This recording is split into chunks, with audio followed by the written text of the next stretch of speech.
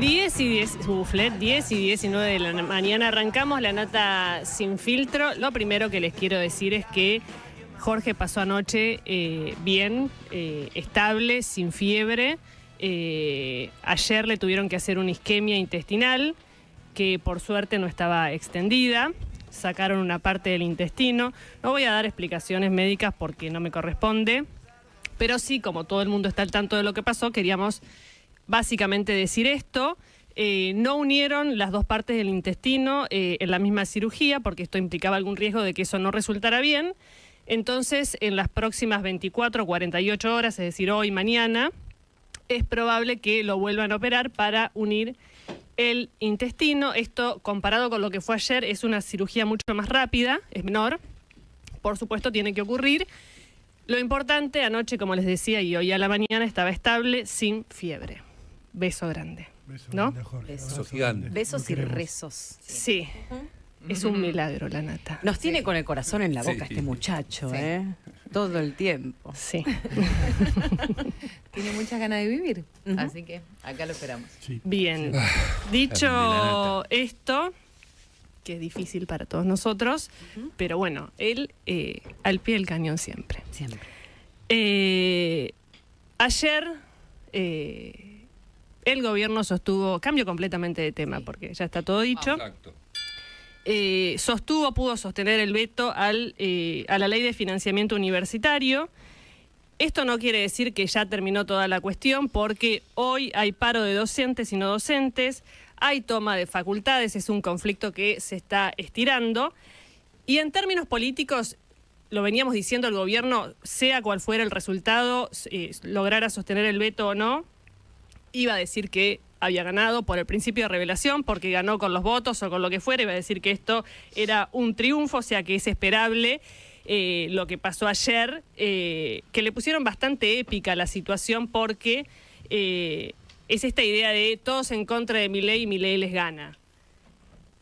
Quiero ampliar un poco la mirada de eso antes de pasar a hacer algunas notas con protagonistas del conflicto que se extiende, que es la siguiente. Milei tiene el gobierno más débil desde el punto de vista político desde el 83 hasta hoy. Tiene el 15% de la Cámara de Diputados, tiene el 10% del Senado de la Nación y lo que pasó ayer es que por segunda vez tuvo que juntar un tercio de los votos para sostener un veto, que un veto ya es una señal de debilidad, porque un veto ¿qué significa? Que la oposición pudo sacar en el Congreso una ley que no te gusta y que vos tenés que usar ese antídoto para lograr eliminar esa ley o anular esa ley. El Congreso tiene la potestad de insistir y este es el escenario que vimos. Es un escenario extremo que hacía mucho tiempo no se daba y que se da justamente porque este gobierno, desde el punto de vista político, no desde el punto de vista del apoyo social, porque la imagen de Milei, más allá de todo, está alta, Sí. sino que desde el punto de vista político claramente es un gobierno débil. Entonces, el gobierno puede festejar y decir triunfo legislativo. Ahora, si uno amplía el panorama, se está defendiendo de algo muy complicado y es un gobierno que estructuralmente hay que ver si puede seguir con una gimnasia hasta el cambio de las elecciones que permita, en todo caso, tener más diputados y más senadores. Un año y 2 meses faltan para el recambio, porque la elección es el año que viene, arranca probablemente en agosto y después en octubre si es que hay primarias, pero el cambio de composición del Congreso es recién en diciembre. Entonces, ¿va a seguir haciendo esta pulseada? ¿Va a seguir esta dinámica de la política entre el gobierno y la oposición? Bueno, el gobierno cree que eso le da rédito, que construye su poder, su relato y demás. Insisto en esta mirada porque uno a veces cree que hay una gran ganancia por parte del gobierno en haber logrado sostener un veto. Cuando uno amplía un poco la película, lo que ve es un gobierno defendiéndose. Te agrego ahí que en términos económicos ayer en el Ministerio de Economía sacaban cuentas de la plata que puso sobre la mesa el gobierno para los salarios docentes, que tiene que ver con el acuerdo, con parte de ese acuerdo político para conseguir el apoyo al veto, también le salió, es muy costoso, Sí. porque en definitiva lo que va a pagar en términos de salarios el gobierno es lo mismo que decía la ley, básicamente, sin la incidencia de, por supuesto, de la indexación, corriendo la indexación salarial de los docentes de la mesa, que eso, ¿por qué preocupaba la indexación salarial de los docentes? Porque son unos 100.000 empleados del gobierno nacional que tiene unos 700.000 empleados en total, si suma empresas públicas y demás. ¿Qué le pasa con esa cuenta? Bueno, dice, si nosotros le dábamos a estos 100.000 la indexación, después se iba a ir replicando sobre el resto. Ahora, en términos salariales, la garantía de piso salarial, ayer sacaban la cuenta en el Ministerio de Economía, son más de 50.000 millones de pesos. ¿Por qué? Porque se da la garantía a partir de octubre de 420.000 pesos, pero con el retroactivo a abril, ajustando todos los meses de abril. Ojo que ayudantes, los que trabajan 20 horas o 10 horas en la universidad y tienen salarios, tienen esa franja de salarios que estaban por abajo de la garantía de salario mínimo, van a recibir con el sueldo de octubre un retroactivo desde abril que va a ser significativo el aumento que tienen. Ese sector tiene un aumento de septiembre a octubre del 30% del salario. Puso mucha plata sobre la mesa, además de la fuerza política que tuvo que hacer para sacar el veto. Para respaldar el veto. Emiliano Cagnassi es secretario general de ADUBA, que es la Asociación de Docentes de la Universidad de Buenos Aires. ¿Qué tal, Cagnassi? Jessica Bossi, el equipo de La Nota Sin Filtro, los saludan. Buen día, ¿cómo está Jessica? Todo el equipo y un saludo a la audiencia. Bien, ustedes hoy están de paro. Tanto el gremio docente ADUBA y el gremio no docente APUBA hemos decidido una jornada de 24 horas de paro. En todo el sistema público nacional, las federaciones docentes y no docentes han decidido un paro, y si ven las comunicaciones, salió todo con un listón de luto, porque creemos que lo que está pasando es justamente están matando a la universidad pública a través del ahogamiento presupuestario. No es una exageración. Yo estoy a favor, por supuesto, de que haya una actualización de los salarios. Ahora, matando a la universidad pública por el veto de esta ley también me parece un poco exagerado. Mira, digo, puede ser exagerado, pero me parece que también causa notoriedad y permite que la sociedad se sensibilice. Digo, lo que ha pasado ayer no es ni más ni menos que el gobierno, a través de la Cámara de Diputados, con 84 diputados y diputadas, le dio la espalda primero a la sociedad, que el 23 de abril y el 2 de octubre salió a manifestarse a favor de la educación pública y universitaria. Que obviamente ahí salió la sociedad, no éramos solo los universitarios los que estábamos en esas dos marchas federales. Pero también le dio la espalda al Congreso, a ambas cámaras, ya que esta ley había salido con una amplia mayoría de la Cámara de Diputados y con una abrumadora mayoría de la Cámara de Senadores. Y el impacto presupuestario, en donde el gobierno plantea el déficit cero, que está muy bien que así sea, que se ha propuesto como gobierno, me parece que hay que fijar prioridades, y es lo que el gobierno no termina de discutir, de cuáles son las prioridades como Argentina, como República, como ciudadanos y ciudadanas que queremos para nuestro país, para alcanzar ese déficit cero. ¿Y cómo sigue la discusión salarial, que es lo que está pendiente? Hubo un ofrecimiento que el gobierno dice que va a dar unilateralmente, que es un poco arriba del 6%, pero ustedes ya, digamos, hoy hay paro, hay conflicto, hay tomas en distintas facultades. ¿Cómo sigue, primero, la cuestión salarial, si hay una negociación abierta? Y, en segundo lugar, ¿cómo sigue el conflicto en general? Mira, bien, escuché antes toda la presentación que hacían antes de hablar conmigo sobre el impacto presupuestario y cómo va a impactar salarialmente este mes los aumentos que el gobierno otorga. Digo, ahí como yo lo pondría como en dos partes, ¿no? Primero, me parece que el gobierno reduce la discusión intencionalmente solo hablando de salarios, como si solo fuera una cuestión salarial. Cuando acá está en juego la investigación, acá está en juego la extensión que realizan las universidades, es más profundo la cuestión del presupuesto universitario. Al fin y al cabo, digo, somos los gremios docentes y no docentes los que alzamos la voz en pos de nuestro salario, pero la discusión es más profunda y por eso la masividad tanto de la protesta como el alcance en las universidades que tiene esta cuestión, ¿no? Digo, lo otro, es un conflicto que nosotros no queremos estar en este conflicto. Nosotros no queremos estar, yo no quiero estar ahora con vos, que me encanta que saquen el tema y lo difundan, porque nos toca como sociedad hablar de este tema. A mí me gustaría estar en el aula, yo soy docente, soy profesor titular interino de Sociedad de Estado, me gustaría estar dando clases, me gustaría estar adentro haciendo alguna investigación que en la cátedra llevamos, me gustaría estar haciendo extensión universitaria. Sin embargo, hace 10 meses que estamos en este conflicto que como nunca en la historia de la democracia, un conflicto con las universidades se extendió durante tanto tiempo y con un futuro incierto.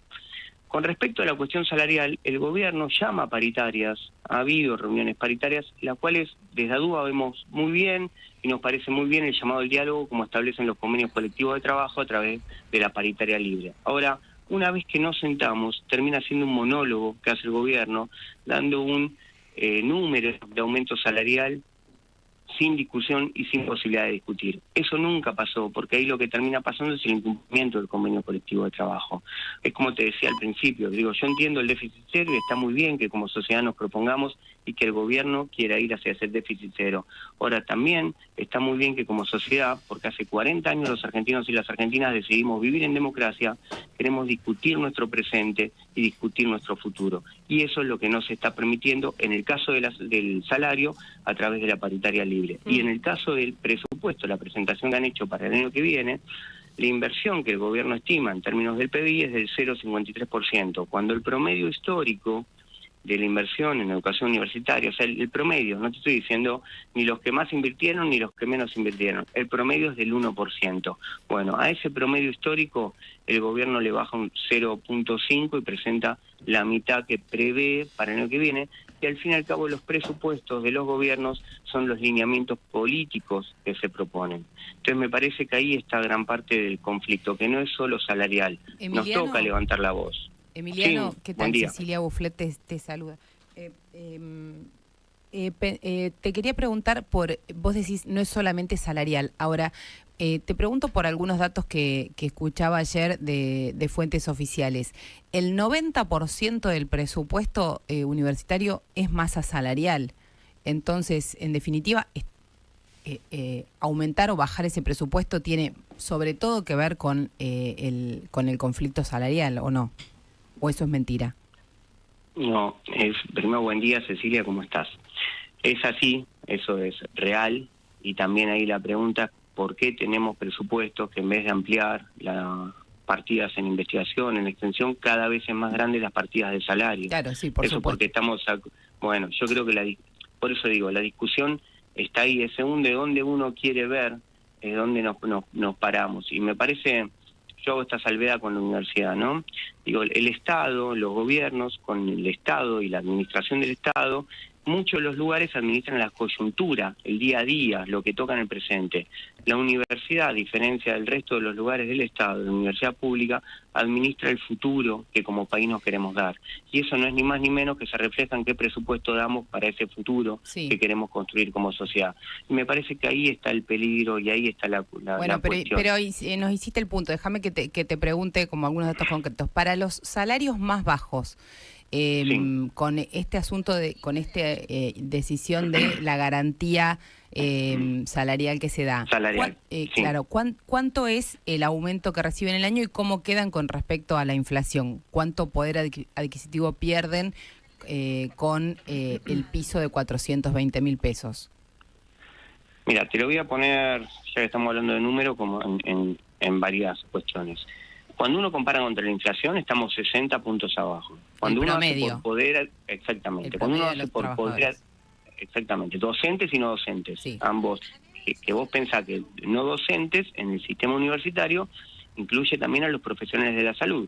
En el caso de la UBA, tenemos 6 hospitales universitarios de referencia nacional, tanto como el Clínicas como el Hospital Rofo. Bueno, por lo tanto, cuando hablamos de docente y no docente, estamos hablando de todo ese mundo. Sí. Cuando hace por poder adquisitivo, estamos un 40% de pérdida real de poder adquisitivo desde la llegada del gobierno de Javier Milei.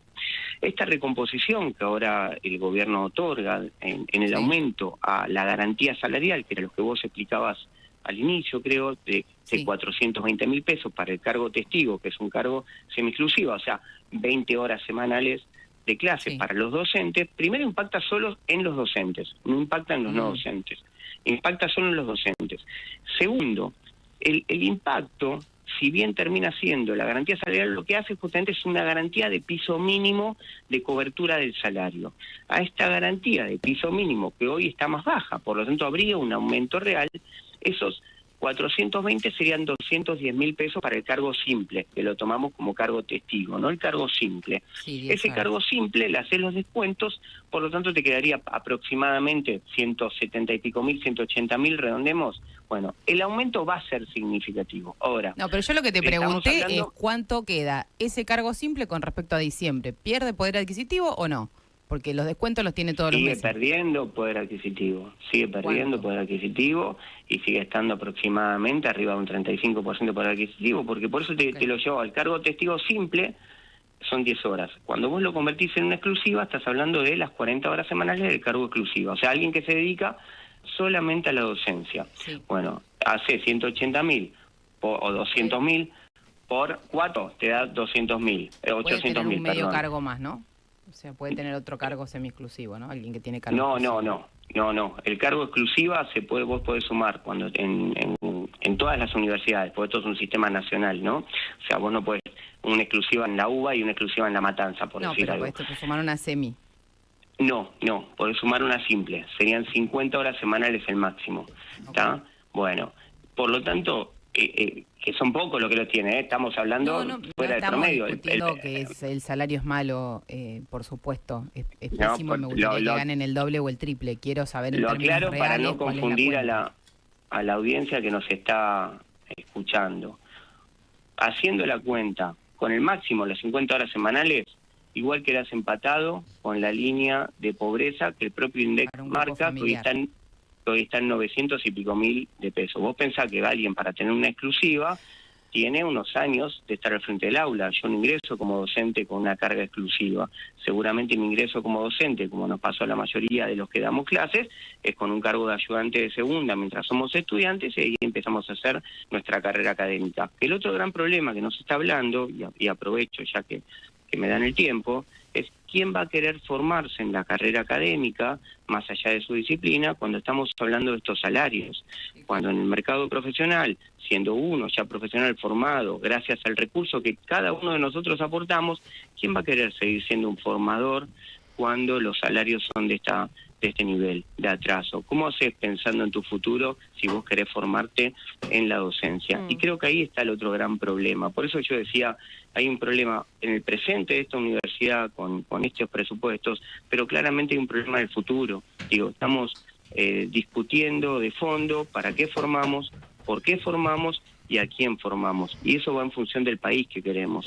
Y me parece que eso es lo que está en riesgo. Por eso, perdón si me extendí con toda la aclaración de números, pero me parecía importante hacerlo. Gracias, Emiliano, por la comunicación. Emiliano Cagnazzi, secretario general de ADUBA, la Asociación de Docentes de la Universidad de Buenos Aires. Vamos a hablar con Carolina Avellaneda, que es de la carrera de Sociología de la UBA. Ayer había 20 facultades tomadas, hoy vamos a ver qué es lo que está pasando. ¿Cómo estás, Carolina? Jessica, vos y el equipo de La Nata Sin Filtro te saludan.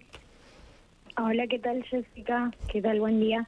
Bueno, ¿cómo es la situación en Sociología? ¿Dónde es específicamente la toma de la facultad? En la Facultad de Ciencias Sociales nosotros lo que tuvimos fue una asamblea el día martes, que fue absolutamente masiva, de 500 personas aproximadamente con el corte de calle, y ahí se votó la toma hasta la movilización para después salir con fuerza y salió la columna desde la facultad hacia la movilización. Ayer, cuando se anunció finalmente el veto, lo que hicimos fue hacer clases públicas con corte de calle y después un ruidazo en Independencia y 9 de julio. Ahora la próxima fecha de asamblea que tenemos es para el lunes y para efectivamente continuar redoblando la lucha y tomar la facultad, como se está haciendo a lo largo y a lo ancho del país. ¿Ahora está tomada la facultad en este momento? En este momento no está tomada la facultad. Está bien, pero es probable que a partir del lunes se tome una medida de fuerza que implica volver a tomar la facultad. Es probable, se definirá según una asamblea, con la participación, como fue en el caso del martes, que fue una asamblea muy masiva y muy grande, y se vota en función de eso. Pero sí, ¿Y es lo más probable que por se qué tome la están facultad. tomando la facultad y si no hay una discusión respecto de lo que implica, porque además esta es una época de exámenes y hay un gran prejuicio para quien está estudiando, rindiendo y demás, ¿por qué puntualmente decidieron tomar? Puntualmente, acá lo que entendemos es que hay una radicalización del gobierno y un salto en el ataque y en la ofensiva en contra de la educación pública.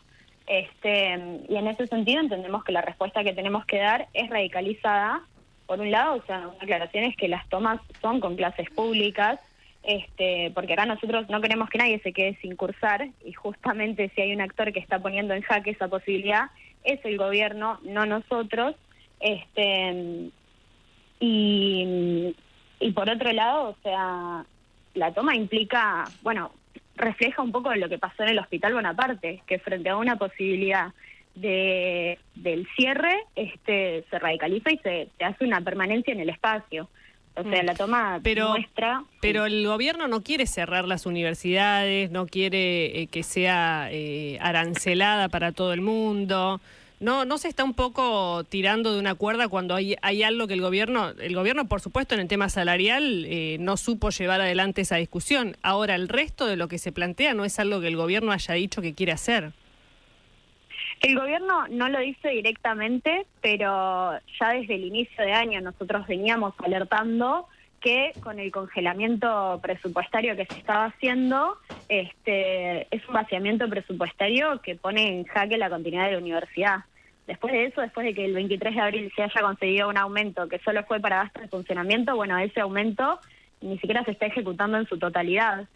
Y el nivel de pérdida salarial, o sea, hay otras facultades, como las facultades veterinarias, que ya ha renunciado el 10% de la planta docente. Entonces, no es que explícitamente se va a cerrar la facultad de un día para el otro o privatizar, pero sí se hacen acuerdos con sectores privados, con bancos, y el arancelamiento a migrantes, por ejemplo, nosotros entendemos que es solamente el primer paso para avanzar en un arancelamiento al conjunto de los estudiantes. También se está hablando de arancelar el CDC.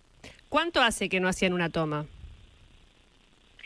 En la Facultad de Ciencias Sociales particularmente, la última toma que hubo, si mal no recuerdo, fue en 2018. Puedo estar equivocada con el año, más o menos, que fue para la conquista del edificio. ¿Qué es la conquista del edificio? La conquista del edificio es lo que llamamos el edificio Federico Schuster, en el cual estudiamos hoy, se consiguió a través de una toma. ¿El de Barracas?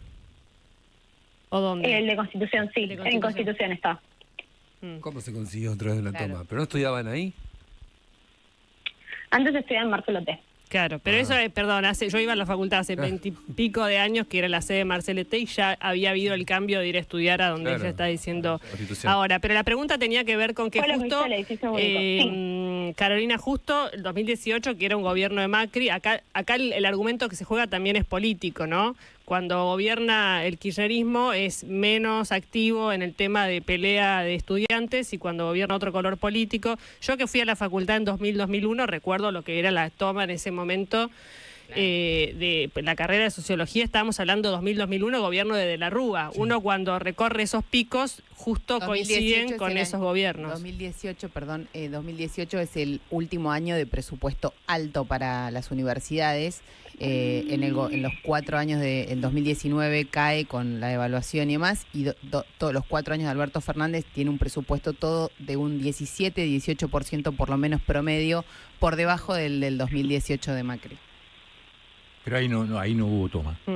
¿Y qué? Pero volviendo ahora a la situación de las tomas, que hay una discusión política respecto de eso. ¿Hacia dónde va entonces este conflicto? ¿Qué creen que puede conseguir con estas tomas?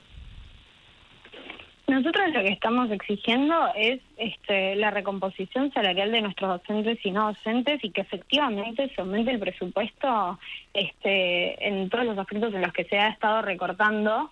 Entendemos que el veto a la ley del financiamiento universitario es una clara expresión en la intención de financiar por completo la universidad pública, que no se pueda tratar esa ley hacia un futuro muy largo, y que la toma es una muestra de resistencia que ya se está dando no solo en universidades, sino también en rectorados en otros sectores del país, porque entendemos que la educación pública es una defensa que vamos a llevar hasta las últimas consecuencias, hasta el final, porque cada vez somos más.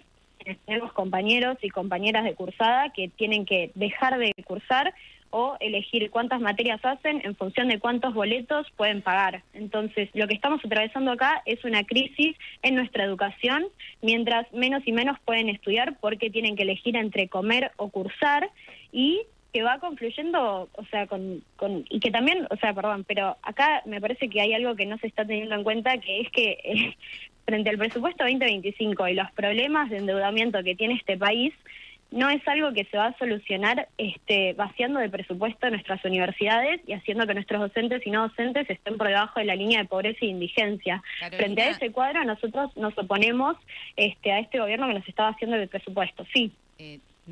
Primero pensaba sobre lo del vaciamiento del presupuesto, que el presupuesto universitario para el año que viene tiene un aumento del 28%, que es el promedio de la inflación, es decir, sostiene, no le va a permitir a nadie ganar ni un punto contra la inflación, pero sostiene el financiamiento de todo este año. Pero te quería preguntar por lo de la salida de docentes, que el tema paritario es el central acá.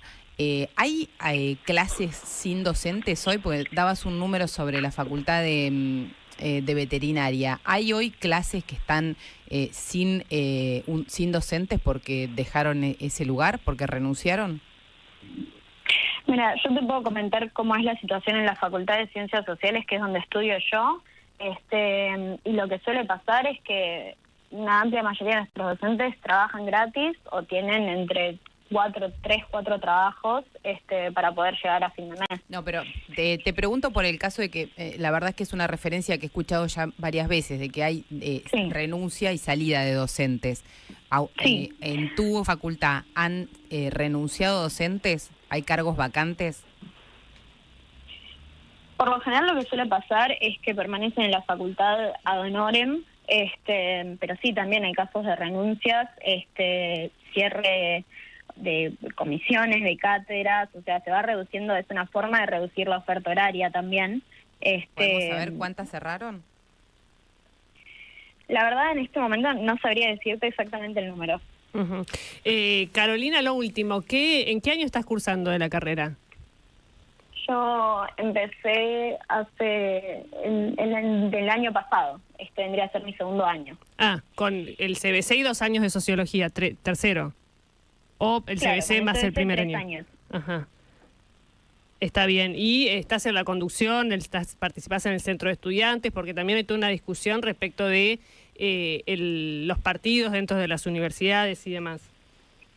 Nosotros estamos, yo soy de la UJS del Partido Obrero, nosotros estamos en la Secretaría Antirrepresiva por los Derechos Humanos y la Secretaría Obrero Estudiantil dentro de la facultad, dentro del centro. No somos la conducción del centro, y sí lo que votamos en la asamblea fue un plan de lucha unificado de todas las listas, y así es como estamos eligiendo defender nuestra facultad mediante las asambleas. Gracias, Carolina, por la comunicación. Carolina Avellaneda está en Sociología de la Universidad de Buenos Aires participando de la toma. Hoy ya no hay toma, nos decía, pero es probable que vuelvan. Y el nivel de conflicto universitario, hace mucho tiempo que no ocurría algo así en las universidades en Argentina. Por supuesto, las que más relieve tienen son las que están en la Ciudad de Buenos Aires, porque lo vemos al conflicto. Cuando dan esas clases públicas, yo me acuerdo haber tenido clases públicas con el frío a la mañana, en la calle, que lo que menos haces es escuchar. Bueno, está bien. Performances. Es una performance, sí. De hecho, bastante performática la protesta. Decir que no se pierden clases es es bastante falaz, ¿no? Porque la clase se pierde claramente con una clase pública. Sí, ¡afuera! Y también cómo de la nada se armó tremendo conflicto. Claro, el tema es que esto tiene una dinámica propia después. O sea, sí. Por ahí el gobierno es una evaluación. Claro, es una evaluación que por ahí es bastante infantil en este aspecto, que a veces la protesta toma una dinámica propia, que después no sabés dónde paran. Si vos después tenés todo el sistema universitario tomado y eso contagia otra cosa, no lo podés determinar ahora. es complejo, porque después se ceba en la protesta universitaria. Uno ha estado en protestas universitarias. Te va cebando. Y genera cosas. No, y además ayer, de hecho, me consta que a algunas voces en el gobierno les preocupaba esa dinámica. Ganaste con el veto y ahora tenés pero no resolviste el conflicto, ¿no? Bien. Ganaste, tuviste esa victoria política del veto, pero no resolviste el conflicto. Es un tema que se mira también con el caso Aerolíneas. Donde también hay una mirada sobre cómo sigue esta discusión y si no puede haber también una entrada de la oposición de armar un bloque para sacar un proyecto de ley que sea conflictivo o distinto a la posición que tiene el gobierno con Aerolíneas. Porque lo que está buscando el gobierno con Aerolíneas Argentinas y lo que ya le ha dejado trascender a los gremios, no a los pilotos, pero al resto de los gremios, es que para salir de este conflicto, lo que necesita es cambiar los convenios colectivos de trabajo. El gobierno sabe que no va a poder privatizar Aerolíneas, no va a poder. Ahora, a lo que juega en el mientras tanto es a que si eso no lo logro y ustedes paran la empresa, yo dejo que se pare, ¿no? Políticamente juega esa apuesta. Pero hay buena parte del gobierno que dice, espera, se para Aerolíneas 15 días.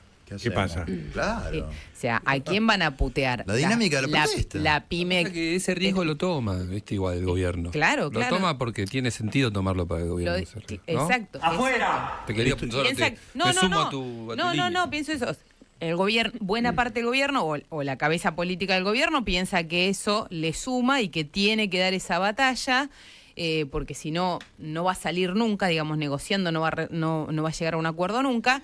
Sin embargo, hay muchos que empiezan a decir, espera, o sea, si yo tengo una pyme que no puede mandar la carga pequeña de su exportación porque Aerolínea no funciona durante 15 o 20 días, ¿a quién va a putear la gente y a quién va a putear la pyme y a quién le va a impactar el efecto que eso tiene sobre la economía? Acá hay una dinámica parecida. Sí, hay una fascinación, ya te dijo Gaby, de Milei por el conflicto. Yo digo que es una fascinación porque lo atrae, no lo asusta. El momento de decir doblo la apuesta. Y hay algo también que es, ya lo dijo todo Hegel. De Hegel en adelante no hay más nada que se pueda decir, pero esta idea de la dialéctica y de los opuestos también le sirve mucho a la política a la hora de pensar la construcción. Milei ama el antimileísmo porque le da fuerza, la fuerza de su existencia, como el peronismo y el antiperonismo, kirchnerismo y antikirchnerismo. Tener un anti te genera ese propulsor que te da vida en un punto. Sos alguien. Entonces, exacto, entonces aplauden esto. Como duda, lo que yo pongo y lo que digo es, cuando el kirchnerismo hacía esto, que fue el último experimento político que lo hizo, tenía gobernadores, intendentes, quizás era la primera minoría en la Cámara de Diputados y en el Senado, eventualmente, pero aún así no tenía 6 senadores. Lo hacía desde una posición política más fuerte, más robusta, de la que lo hace este gobierno. O sea, 20 años. Pero sí. Está bien, pero 20 años. No estamos ni en el primer año de Milei. No. Cuando, está bien, por supuesto, pero digamos, no es que fue a la 125, se definió, se puso en un lugar, tensó la cuerda, generó buenos y malos. La misma discusión que tenemos ahora. Ellos son los buenos, ellos son los malos, nosotros somos los buenos y demás. Y de ahí en adelante fue perdiendo poder. ¿El kirchnerismo? Fue desgastándose. No. Tuvo 2 mandatos, volvió. O sea, un mandato más. Todavía tiene poder. ¿Qué vas a decir, Gaby? ¿Vas a decir No, sino que hace unos meses atrás, en una conversación parecida a esta, yo conté un chiste y ustedes se rieron más de mí que del chiste. A ver. ¿Acá al aire o fuera del aire? Acá al aire. Qué rencoroso, la tenía guardada. No. Eso tiene la fecha anotada. Eso no suele pasar. Y ahí pide el audio. Croma, pone el audio. No. La cinta Gonzalito. Lo hago cortito. La historia del alemán que encuentra a su mujer con otro en el sofá. Sí. Y que entonces desesperado vuelve y no sabe qué hacer. Le pregunta a sus amigos qué hacer y le dicen vende el sofá. Esa es la política de Milei. Permanentemente él vende el sofá, pero no arregla el problema. Nunca arregla el problema. Lo único que hace es vender el sofá. Es decir, cerramos esto, cerramos lo otro, no subimos acá, pero siempre deja un pendiente enorme que tarde o temprano, como decías vos en el fondo, se va a hacer presente. Pero fíjate no se puede que acá la plata eso. la pone igual. Pone la misma plata. Para mí pone la misma plata. Para mí lo gana. Para mí se le diluye solo. No creo. Se diluye. Pasa. Ayer es todo agua para el molino del gobierno y salió muy bien. Salió muy bien en la defensa del veto. Hicieron política, hicieron alianzas. En la calle, el asunto del influencer, más allá del debate, al final quedaron como violentos los que pegaron. El influencer corrió, pero jugaron el juego, lo jugaron bien, mandaban al influencer a poner la tuya. Todo bien salió. Pero una cosa es que él gane, metiendo un gol con la mano. Y otra cosa es que gane sin destruir la democracia. Y yo creo que tiene una tendencia antidemocrática permanente. Con el tiempo pierden todos con eso, no gana nadie. No está destruyendo nada, todo lo contrario. Todo lo contrario, lo que hay es debate abierto. No creo que esté destruyendo más destruida nada. está la democracia cuando no sacas una ley durante 4 años. Pero sí es cierto, lo que está defendiendo con uñas y dientes un modo de ver las cosas. Pero sí es cierto que es mejor que lo puteen mucho, porque la puteada es halago, la puteada es crecimiento. Sí, pero y me parece que lo de la universidad, ahora que pasó el dique del veto, lo que queda es un conflicto salarial que en el tiempo es un conflicto más.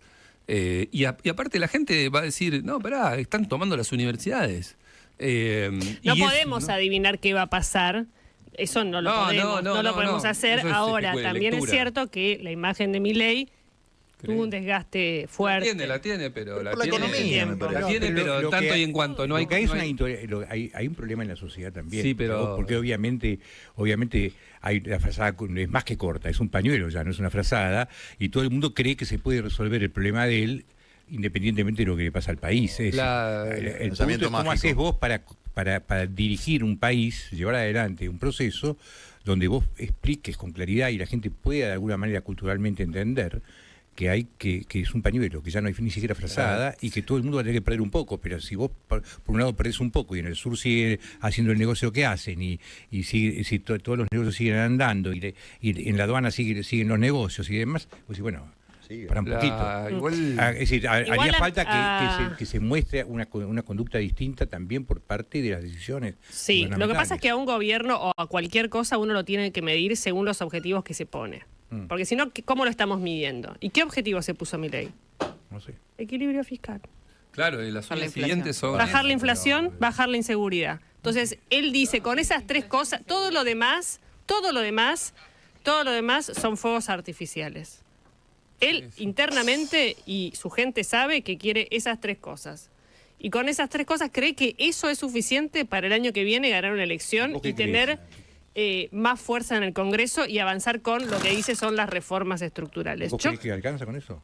No tengo ni la menor idea si alcanza con eso. Chicos. No tiene eso el kirchnerismo no le está haciendo oposición. No hay nada consistente. Esto debería llamarnos la atención, pero el kirchnerismo no está militando contra Milei, no está marchando contra Milei. Lo ayuda. Bueno, ahí hay algo que debería tener una lectura un poco más profunda que la que yo estoy haciendo, pero simplemente la observación. El kirchnerismo no está en la calle, no está contra Milei, no lo está poniendo a las medidas, tiene un discurso muy light y ni siquiera está unido. O sea, la principal oposición no existe en este momento. No, yo lo veo desordenado al kirchnerismo, pero me parece que... Pero como opción, como opción el que de está poder. En la calle es el kirchnerismo.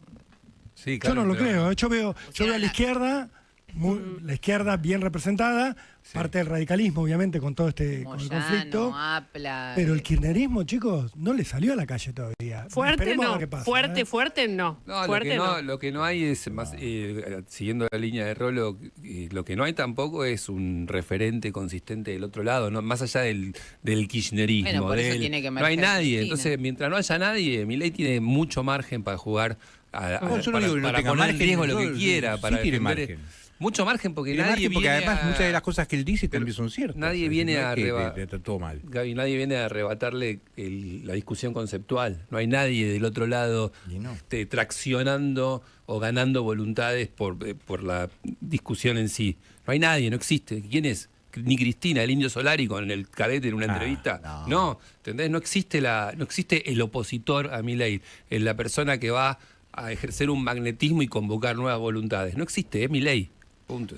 Perdón por la contundencia. ¡Afuera! Es que tiene razonabilidad que no exista, porque hace 10 minutos que surgió Milei, antes que surja el rival. Ojo, se arma en 10 minutos. Francisco de Narváez, que Bueno, después terminó siendo nada en la política, fue el que le ganó a Néstor Kirchner en la provincia de Buenos Aires, Bueno, que parecía imposible. Pero, Marcos Alperín tendría que el salir. propio Milei se armó en 10 No, minutos. ya dijo que no Pero quiere. presidente, logró la presidencia, Milei. Dijo volver a la Largo, Argentina. sí.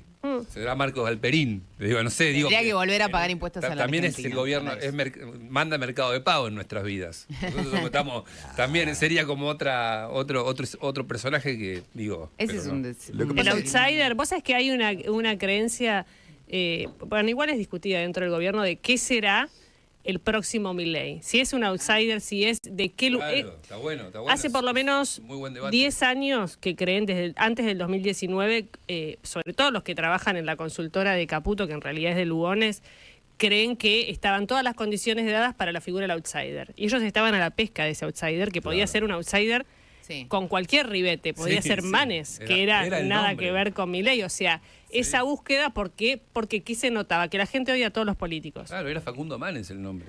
Entonces, lo que no está claro es ahora, una vez que, por supuesto, recién arranca Milei, pero el que le gana a Milei, ¿Quién ¿de es? qué palo es? ¿Quién es? Bueno, si mirá lo que pasó con Pero Bolsonaro. ¿cuándo le gana a Milei también? Depende, digamos. Si claro. Milei es 4 Bueno, años, pero las es 8 condiciones años. en la sociedad, que esto es, los que Pero- saben usar los métodos, es lo que lo captan primero, es qué está pasando abajo. Después, cuando ya el fenómeno es general y termina el voto, ya está cantado, pero pero la- lo que empieza a surgir como un poco abajo de olfato. La idea del outsider también es una idea extraña, en el sentido de que cuando vos te, Sí. fijás qué es lo que piensa la mayoría de los chicos, cómo funciona la gente más joven, por ahí el outsider es el viejo político que nosotros conocemos y el insider es el tipo que está Sí. dentro de esa cosa que nosotros ahora, que venimos con una vieja forma Eso de te iba a pensar la decir, política, estamos pensando que eso es, el outsider somos nosotros ahora. A Trump y a Bolsonaro les ganó la La política tradicional. Venimos hablando ya de distintos frentes abiertos por parte del gobierno. En el tema salud hay una gran discusión en base a medidas que está llevando adelante, sobre todo la nueva gestión de Mario Lugones. Varios temas para hablar, el tema del Hospital Bonaparte, qué pasa con el Garraham. Después hay otro tema que tiene que ver con medicamentos y un acuerdo que se hizo en el que teóricamente se van a pagar más baratos. Eso sería bueno, hay que ver qué alcance tiene. Y algo que preguntan mucho los oyentes que tiene que ver con el dengue. Llega el calorcito, llegan los mosquitos también. Cecilia Lochizano es viceministra de Salud de la Nación y está en línea con nosotros. ¿Qué tal, Lochizano? Jessica Bossi, el equipo de La Nata Sin Filtro, los saludan. Hola Jessica, ¿cómo estás? Bien, quiero arrancar. Hoy justo es el día de la salud mental y hubo mucho debate en los últimos días por lo que es la situación del Hospital Bonaparte. El gobierno anunció que hay en marcha una reestructuración. Algunos decían esto es el cierre, el gobierno dice que no, pero le quería preguntar en qué estado está la situación hoy de ese hospital. Bueno, a partir del día de ayer nosotros pudimos implementar un plan de reestructuración que teníamos previsto y que ya estaba definido iniciar desde el viernes de la semana pasada en el hospital. Básicamente el fundamento de iniciar este trabajo que tiene participación obviamente de los trabajadores del hospital, más las autoridades y equipos técnicos también del Ministerio de Salud, es que encontramos una serie de irregularidades en el funcionamiento del hospital, a punto de partir de dos cuestiones. En primer lugar, un informe de la SIGEN de abril de este año que informa dos incumplimientos. Por un lado, de la Ley de Salud Mental y por otro lado, de la Ley de Protección de Derechos de los Pacientes. En relación al primero, lo que se encontraron son pacientes con tratamientos indicados sin la participación de un médico. Por lo menos no documentada esa participación, ¿no? Es decir, no había indicación, no había receta, no había firma ni sello de un médico. Y eso, perdón, no entiendo. ¿Y esos pacientes, qué pasaba con esos pacientes? ¿Tenían un tratamiento? Claro, quizás eran pacientes que estaban concurriendo de manera ambulatoria a realizar un tratamiento, donde hacen una entrevista y donde se confirma el tratamiento, y no estaba documentado en la historia clínica qué médico había indicado ese tratamiento. Está bien. Esto tiene que ver directamente con la calidad de la atención, ¿no? Y asegurar un poco este tratamiento que se está dando, digamos, el fundamento de cada uno de estos tratamientos. Y después, por otro lado, en relación a los derechos, había historias clínicas muy desordenadas, donde no están, por ejemplo, los antecedentes de los pacientes, donde también otra vez faltan sellos, firmas de médicos. Entonces, bueno, el médico, quizás el profesional que va a tener un paciente no tiene bien los antecedentes, quizás pierde un tiempo en tratar de recuperar esa información, y esto tiene dos aspectos que afecta. Por un lado, tiene que ver con los datos del paciente, que son sensibles y que tienen que estar en un solo lugar, no pueden estar sin el debido cuidado, y por otro lado, otra vez la calidad de la atención, porque el profesional que atiende no tiene, digamos, todos los antecedentes necesarios para tomar las decisiones médicas, ¿no? Y eso, la reestructuración, ¿con qué tiene que ver con ese punto? Que es, acá lo que está contando es una desprolijidad desde el punto de vista de la atención, administrativo, bueno, puede tener un impacto médico, claramente, pero ¿qué tiene que ver eso con la reestructuración? Perdón, pero déjame terminar, Jessica. El otro aspecto central tiene que ver con la administración. Y ahí lo que encontramos es ineficiencia en la asignación de recursos. Entonces, por ejemplo, tenés un hospital que tiene 60 camas de internación y que tiene un promedio de ocupación inferior a 20 mensual. Y después tenés consultas ambulatorias, lo que es el consultorio externo, donde tenés 38 consultorios que atienden entre 200 y 230 personas. Por otro lado, tenés una planta de 250 empleados, donde más de 300 son profesionales de la salud, es decir, tenés más profesionales que personas que demandan atención. Y esto, digamos, como para mencionar un número que nos puede dar cuenta de lo que está pasando, es una consulta por consultorio externo, le está valiendo al Estado entre 100.000 y 120.000 pesos por paciente. ¿Esto qué quiere decir? Que hay una ineficiencia, una deficiencia en la organización de las actividades, los servicios, la organización de los recursos, y que estamos gastando mal. Entonces, básicamente, la suma de todas estas situaciones son los que originaron la necesidad de empezar a pensar en una reestructuración, ¿no? Empezar a cambiar eso rápidamente, justamente para asignar los recursos correctamente y poder generar más acceso a más personas. Ministra Gonzalo Sánchez la saluda, ¿cómo le va? Viceministra. No la ascendamos tan rápido. Viceministra. Viceministra. No, ¿Qué tal, Gonzalo? ¿Cómo estás? ¿Cómo va? ¿Todo bien? No, la escuchaba atentamente. A ver, uno no sabe la letra chica de las cosas y uno cree en lo que usted está presentando. Pero al mismo tiempo pareciera que los elementos no justifican todo este conflicto que se desató. Primero, que se planteó como un cierre, que después el cierre se supone que no va a suceder. Pareciera que si puestos a ordenar y a ordenar la situación de la salud pública, seguramente en todos los hospitales van a encontrar lo mismo. O sea, no me parece que la situación amerite todo este conflicto que se desató. Primero, no sé si ustedes han hecho alguna evaluación, pero o se comunicó mal o algo pasó, pero lo primero que se dijo es que cerraban el hospital. Entonces, yo no sé qué análisis hicieron de esto ustedes, estaría bueno conocerlo. Y después, contra los datos que usted presenta, están los datos de los trabajadores, que plantean que hay más cantidad de internaciones, que los consultorios externos tienen un volumen importante de asistencia, de consultas. Entonces, hay como un contrapunto de datos. Hay algo que se fue de las manos. Y otra cosa que el otro día discutíamos acá en la mesa, suena muy fuerte la idea de cerrar un hospital. Y si hay pocos pacientes, ¿no sería oportuno que haya más, teniendo en cuenta que hay estructura para que los haya?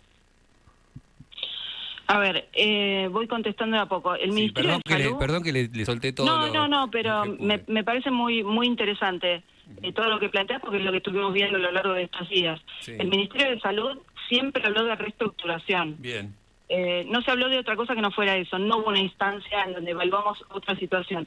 Y te digo por qué. Porque la reestructuración involucra la elaboración de un plan. Y nosotros no tenemos el plan ahora. El plan lo tenemos que hacer justamente, como te decía, con los equipos técnicos, con la gente del hospital.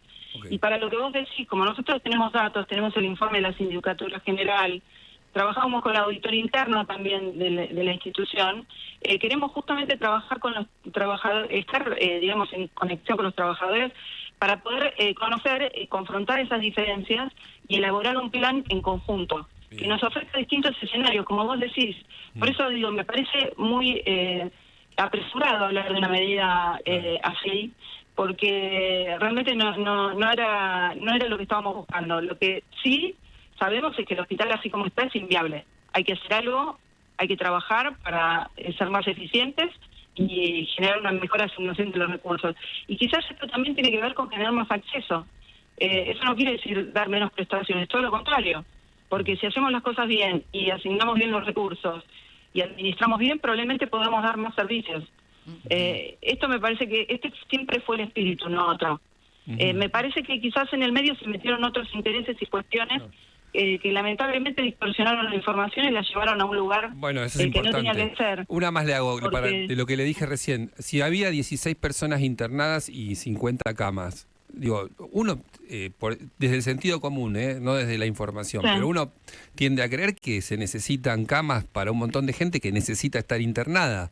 Digo, no sé si es tan simple y tan lineal la ecuación, pero si hay camas disponibles, hay espacio ocioso, lo primero que uno piensa es que vamos a ir a buscar al Fernández o a donde fuera las personas que no pueden estar internadas. ¿Eso no se hace? Claro, exactamente, eso no se está haciendo. Entonces lo que nosotros tenemos que hacer es revisar usarlo más. ¿Por qué la organización, como está planteada, no logra captar otra demanda? Bien. O porque quizás no la haya, no lo sabemos hoy. Pero justamente se trata de revisar los datos y de generar una administración que sea eficiente en el sentido de que dé las prestaciones necesarias con los recursos disponibles. Pueden ser más, menos. Sí, ¿cuántos hospitales nacionales hay hoy? Y nosotros tenemos 11 entre SAMIC y organismos descentralizados. ¿Y en todos tienen auditorías como esta del Bonaparte que están viendo cómo es la prestación, tienen ya resultados y podrían reestructurar? O en todo caso, porque la salud y la educación son responsabilidades de las provincias, Nación se quedó con algo, pero ¿tienen pensado, por ejemplo, traspasar a provincias, hospitales? Bueno, a ver, nosotros lo que estamos haciendo es un reordenamiento del sistema. Y esto involucra tanto los hospitales como programas, como distintas acciones que desarrolla el Ministerio de Salud de la Nación.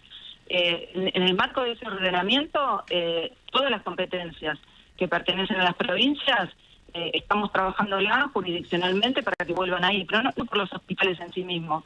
Por ejemplo, hay programas que desarrollan acciones que corresponden a las provincias, trabajamos con las provincias reasumen esa gestión. Con los hospitales pasa lo mismo. Entonces, por ejemplo, otra de las medidas que estamos trabajando tiene que ver con el costo de medicamentos. Y ahí empezamos a generar lo que sería un precio estándar de medicamento, porque encontramos mucha disparidad entre la compra y en general son precios que quizás se acercan a valores de precio de venta al público que equivaldrían, por ejemplo, a lo que cualquiera de nosotros podría ir a comprar una farmacia, ¿no? El Estado no puede comprar así de ninguna manera. ¿Las compras que hace quién de medicamentos salían estos? Todos los hospitales. ¿Que ejemplo, compran por su parte? ¿Cada hospital hace su compra? Claro, cada uno compra por su parte. ¿Nacionales o provinciales? Si bien, los nacionales, estamos hablando de los que dependen del ministerio, están en la jurisdicción de salud nacional. Sí, porque, a ver, las provincias trabajan con sus propios sectores y con sus centros y toman las decisiones que consideren más oportunas. De hecho, los hospitales son organismos que pueden tomar decisiones respecto de su administración y nosotros queremos que lo hagan. Ahora, el tema de medicamentos es un tema central porque justamente cuando uno gasta mucho en medicamentos limita el acceso. Es decir, si yo gasto mucho voy a hacer que menos cantidad de personas puedan acceder a una solución médica cuando la necesitan. Entonces eso es lo que estamos apuntando a revertir. Estamos trabajando con los hospitales y los estamos acompañando en ese cambio. Cecilia Bufflet la saluda. Vuelvo un segundito sobre el Bonaparte. Usted decía que vale 120.000 pesos la consulta en consultorio externo. Ahora, nos dice ese número y la verdad es que yo no tengo ni idea cuánto cuesta en una clínica, para el costo de una clínica privada o para el costo de otro hospital público eso. ¿A cuánto debería bajar? ¿Cuál es la referencia de mercado por la que usted dice 120.000 pesos y parece ser mucho, pero no lo sabemos? Bien, de mercado más o menos 3 o 4 veces menos. Es lo que paga un financiador por una consulta en una institución de primer nivel, digamos. Entonces, bueno, eso es algo en lo que hay que trabajar, ¿no? Y lo mismo sobre la cantidad de empleados. Usted hizo una referencia de cantidad de empleados por paciente y demás. ¿Cuánto debería ajustarse la plantilla de el Bonaparte o de cualquier hospital en función de la cantidad de camas que tiene? Supongo que esa debe ser la métrica. Claro. A ver, en este caso nosotros lo que estamos haciendo es un ejercicio inverso. No estamos tratando de ajustar. Lo que nosotros estamos tratando de ver es, con esta planta, cuáles son los servicios que nosotros podemos dar. No estamos haciendo esa cuenta. Quiero aclararlo porque si no, parecía que esto de la cantidad está representando una idea distinta a la que tenemos. Lo que tenemos que aprovechar sí, porque es a priori lo que... Claro. A priori lo que uno piensa cuando usted da esos números es que lo que quieren es ajustar la planta, despedir gente del hospital. Por eso me parece muy buena la pregunta para aclararlo y llevar también tranquilidad en ese sentido. Con esa capacidad, esto está hablando de un parámetro de administración, con esa capacidad es excesiva para el servicio que se está dando. Entonces hay que trabajar para redimensionarla. Esto puede querer decir reorganizar los servicios y dar otras prestaciones, investigar un poco cómo es la demanda en la jurisdicción y ver cómo podemos trabajar en red con otros establecimientos para poder dar servicios que quizás otros establecimientos no dan y captar esa necesidad que está en la gente de atención, ¿no? Y por ahí esto tiene que ver con redefinir servicios, no con ninguna otra medida restrictiva. Quiero retomar una pregunta general que hice hace un ratito, pero para que quede bien claro. Entonces, ¿la idea del gobierno nacional no es cerrar hospitales? La idea del gobierno nacional es trabajar en la eficiencia en la asignación de los recursos del Estado y poder generar más acceso. No hay otra idea y no hay ningún otro trasfondo en las medidas que estamos haciendo. Y vuelvo a decir, esto no tiene que ver con los hospitales, tiene que ver con programas, con acciones, con organismos del Estado Nacional. Sí, lo que pasa es que esa respuesta que usted nos da es muy general y la podría dar cualquier funcionario de cualquier espacio político. Todos van a trabajar para que las cosas estén mejor. Lo que le estamos preguntando es si en ese proceso puede haber cierre de hospitales, despido de empleados de la salud, o si eso está completamente descartado. A ver, yo lo que me parece que es importante es enfocalizarnos en el camino hacia eso. Nosotros estamos llevando un plan de reestructuración, no tenemos una decisión de antemano tomada sobre situaciones definitorias de cierre o lo que fuera, no tenemos esa definición de antemano, realmente no está. Por eso yo hago hincapié en la eficiencia. El resultado de lo que se haga con este hospital y con el resto y con todos los programas, en el caso de establecemos un equipo para que lo defina. Y es muy importante decir que van a participar los trabajadores de la institución también. Es una mesa compartida entre el Ministerio, donde van a estar los trabajadores y las autoridades del hospital. Desde ahí se va a buscar la solución. Está bien. Para ir cerrando, tema dengue. ¿Cuál es la campaña del Gobierno Nacional o el enfoque que le va a dar a este tema que está llegando? Si lo podemos hacer bien sintético, que estamos encima de las noticias. Bueno, básicamente lo que estamos trabajando es con las provincias, con las jurisdicciones, en la coordinación de acciones, elaboramos un plan de abordaje integral del dengue en conjunto y tomamos algunas medidas que tienen que ver con la prevención, relacionadas con acciones de deslarvización, descacharrización, que tiene que ver con todo lo que es la prevención de la reproducción del mosquito, eliminar el mosquito. Trabajamos en coordinación con los contenidos de las campañas con las provincias y trabajamos también en la adquisición como una de las herramientas previstas por el plan de la compra de vacunas. Esta compra se hizo en concordancia con los stocks provinciales y se trabajó con la logística nacional para poder llegar a todos los lugares a todas las zonas focalizadas donde era necesaria la vacunación o donde era prioritaria. ¿Tienen el número de cuánta gente tiene que recibir la vacuna? Depende de cada zona. Nosotros acá estamos trabajando con cada departamento, cada jurisdicción. No hay una cantidad preestablecida, sí hay zonas de riesgo donde esperamos cierta asistencia por departamento, por jurisdicción. ¿Y cuántas compraron? De ahí, sí. Bueno, el Ministerio de Salud hizo una compra que es con una orden de compra abierta y una primera cantidad de 160.000 dosis, con la posibilidad de abrir a 160.000 más para reforzar los stocks provinciales de esas mismas zonas focalizadas. ¿Y a qué edad y a qué? Porque teníamos muchas discusiones estos días sobre las distintas referencias de a quién va a vacunar el Estado. ¿Hay una regla general para todas las provincias igual o no? La recomendación que nosotros tenemos de la CONAIN, que es la Comisión de Inmunización, y que justamente es la que a nivel nacional hace la pandemia, sí. Exactamente. La CONAIN, la recomendación es la vacunación de 15 a 39 años y comenzando de 15 a 19 años. Esa es la población de riesgo. Es donde se encontraron más incidencia de casos, más letalidad, más internación, y es donde estamos poniendo el foco y donde se va a comenzar. Bien, Este es un criterio que hemos compartido con las provincias y que en el último Consejo Federal de Salud se hicimos un comunicado conjunto donde se da cuenta de estas definiciones, ¿no? Bien, antes de que saliera al aire teníamos la discusión de si se pronunciaba Loquisano o Lochi. ¿Cómo es? ¿Lochi o Loqui? La verdad que puede ser Lochi o Loxi. Pero En ¿cómo general me dicen Loxi, ¿cómo dice usted? Es italiano. ¿Cómo No, se yo dice? le digo Loxisano, por ahí en Italia me matan. Loxisano, bueno. Pero yo le digo La tercera vía. La tercera posición. Acá tenemos. Bueno, gracias Cecilia, gracias por la No, favor, comunicación. gracias a ustedes, ¿eh? Hasta luego, Cecilia Loxisano, dicho por su... Está bien. Ese en italiano es k. Sí. O sea que sería... La profesora Pitela, pero profesora de italiano, la viceministra Pitela. se autopercibe No, pero Loxisano. está perfecto. Como se autopercibe, Sí. la respetamos, claro, la Bien. llamaremos así. Nos sacamos la duda. Cecilia Loxisano, viceministra de Salud de la Nación. Carlos Sánchez, Diga. feliz cumpleaños. Bueno, gracias, Que muchas lo cumpla gracias. feliz.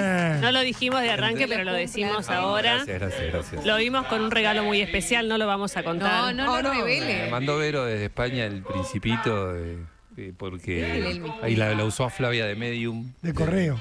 De correo, y porque tuvimos una discusión, de esas discusiones de pareja que uno tiene conceptuales, sobre libros, lecturas, Ay, y contá. en un arranque mío de provocación dije, yo el Principito no lo leí. No me acuerdo si lo leí o no lo Le leí. revolearon por Como la una- cabeza el Y principio. acá me vino de regalo el Principito, me llegó. Así que esta noche en mi programa de radio voy a hacer una lectura pública del Principito, crítica. ¡Oh, Una lectura crítica. qué suerte! Una lectura crítica del Principito. Pero al voy a hacer. toro la va a hacer. No, y después leete el otro Principito que hizo Ruemers, No. que compró los tiene el derechos. suyo, Tenés que sí. leerlo ese. Es cierto. Yo mucho diría que mejor te que el quedes con original. Saint Superi. 20 ya. Ah, pero grande, Vero me mandó desde allá, así que estoy contento. Está bien. Bueno, nada, Muy bien. 37. ¿Cuánto dijo? 30. 47. Ah, ¿47? 47. Pero viste, parece 46. No sé si es un chiste o ok. ¿Cómo se Yo creo puede? que no.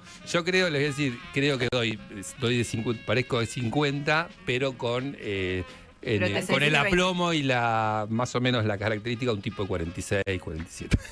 Yo creo que nadie está capacitado cuando ya Esa es mi cuando explicación. está arriba de 40 y No. pico. ¿Cuánto le da? Diferenciar un año en la cara de un tipo, imposible. ¿Cuántos años le dan? No, a mí me dan 50, 48, ¿Sí? 49, 50, 28, 29. Mirá. Siempre, siempre lo mismo. pero siempre No, fui yo pensé que te hubieras grandote. dado. Siempre ustedes me conocen. Usted, Bufflet, y usted, Bossi. Sí. Cuando nos conocimos teníamos 25 años nosotros. Ay, sí. O menos. O menos. Yo tenía menos. Usted menos. vos sí eras claro. menor de edad. ¿De dónde se conocen? Nos conocimos en principio de los 2000, de los años 2000.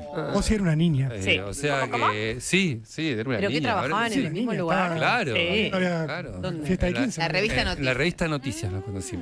En Talcahuano. y Corrientes. Sí, éramos todos unos pequeños cachorros con ganas de ser perros. Yo me acuerdo, me acuerdo no. que los leía de chico y los Ay, pero el cara No, dura. Barbano estaba haciendo un camino en paralelo que en algún Sí. momento iba a haber una Yo los leía y decía, convergencia. alguna vez quiero ser como Gonzalo No, usted, Sánchez. no. Vos Cuando querías sea ser, grande, vos quiero- querías ser como cuando seas grande como Gonzalo. No. Yo en esa época era mayor que Gonzalo Sánchez y ahora me di cuenta que cumple 47, así que soy menor.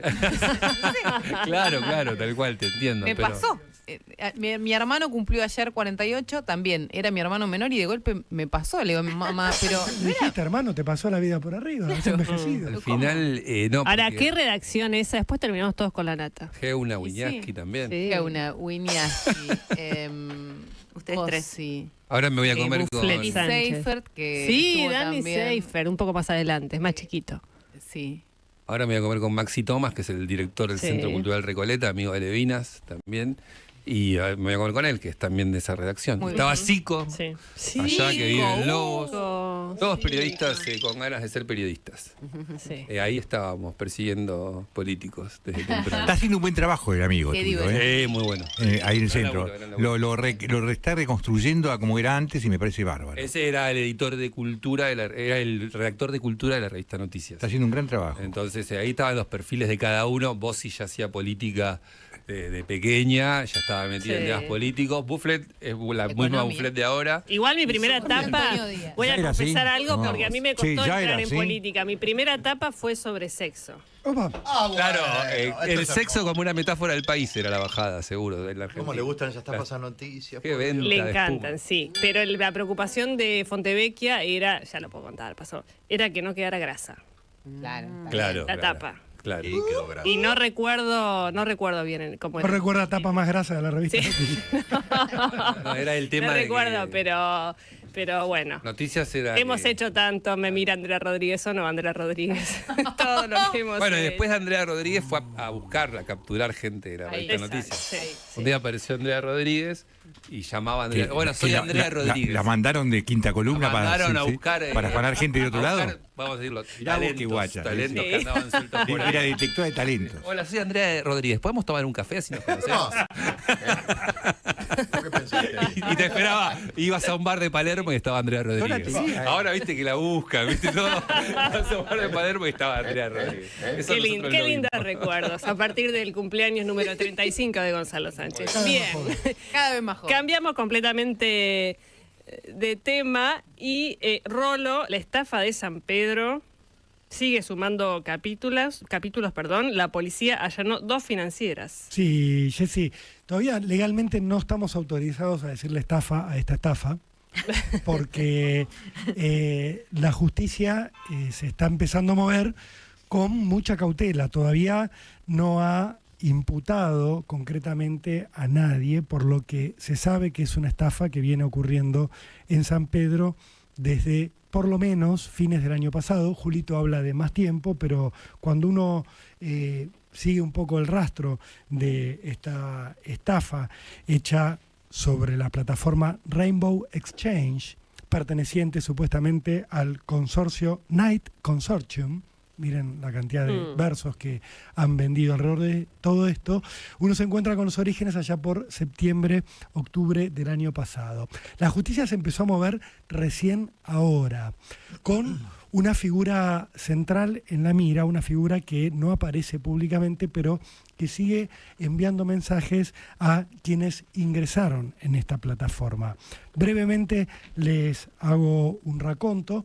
Allá por fines del año pasado, un hombre que era un ex empleado de la empresa Papel Prensa, un hombre que se llama Luis Pardo, empezó a seducir a ex compañeros con la idea de hacer ganancias rápidas invirtiendo en lo que él llamaba trading, en esto que existe en la vida real, pero que ha sido vehículo desde hace por lo menos 2 años de distintas formas de estafas piramidales. Pardo tiene varias particularidades. La primera, por supuesto, es que trabajaba en una empresa muy grande, una empresa con miles de empleados que tenían abiertos retiros voluntarios, con lo cual le resultaba fácil entrar en confianza con ellos, hablar, convencerlos y decirles, mira, tenés la plata al alcance de la mano, agárrala y vení a invertir en esto.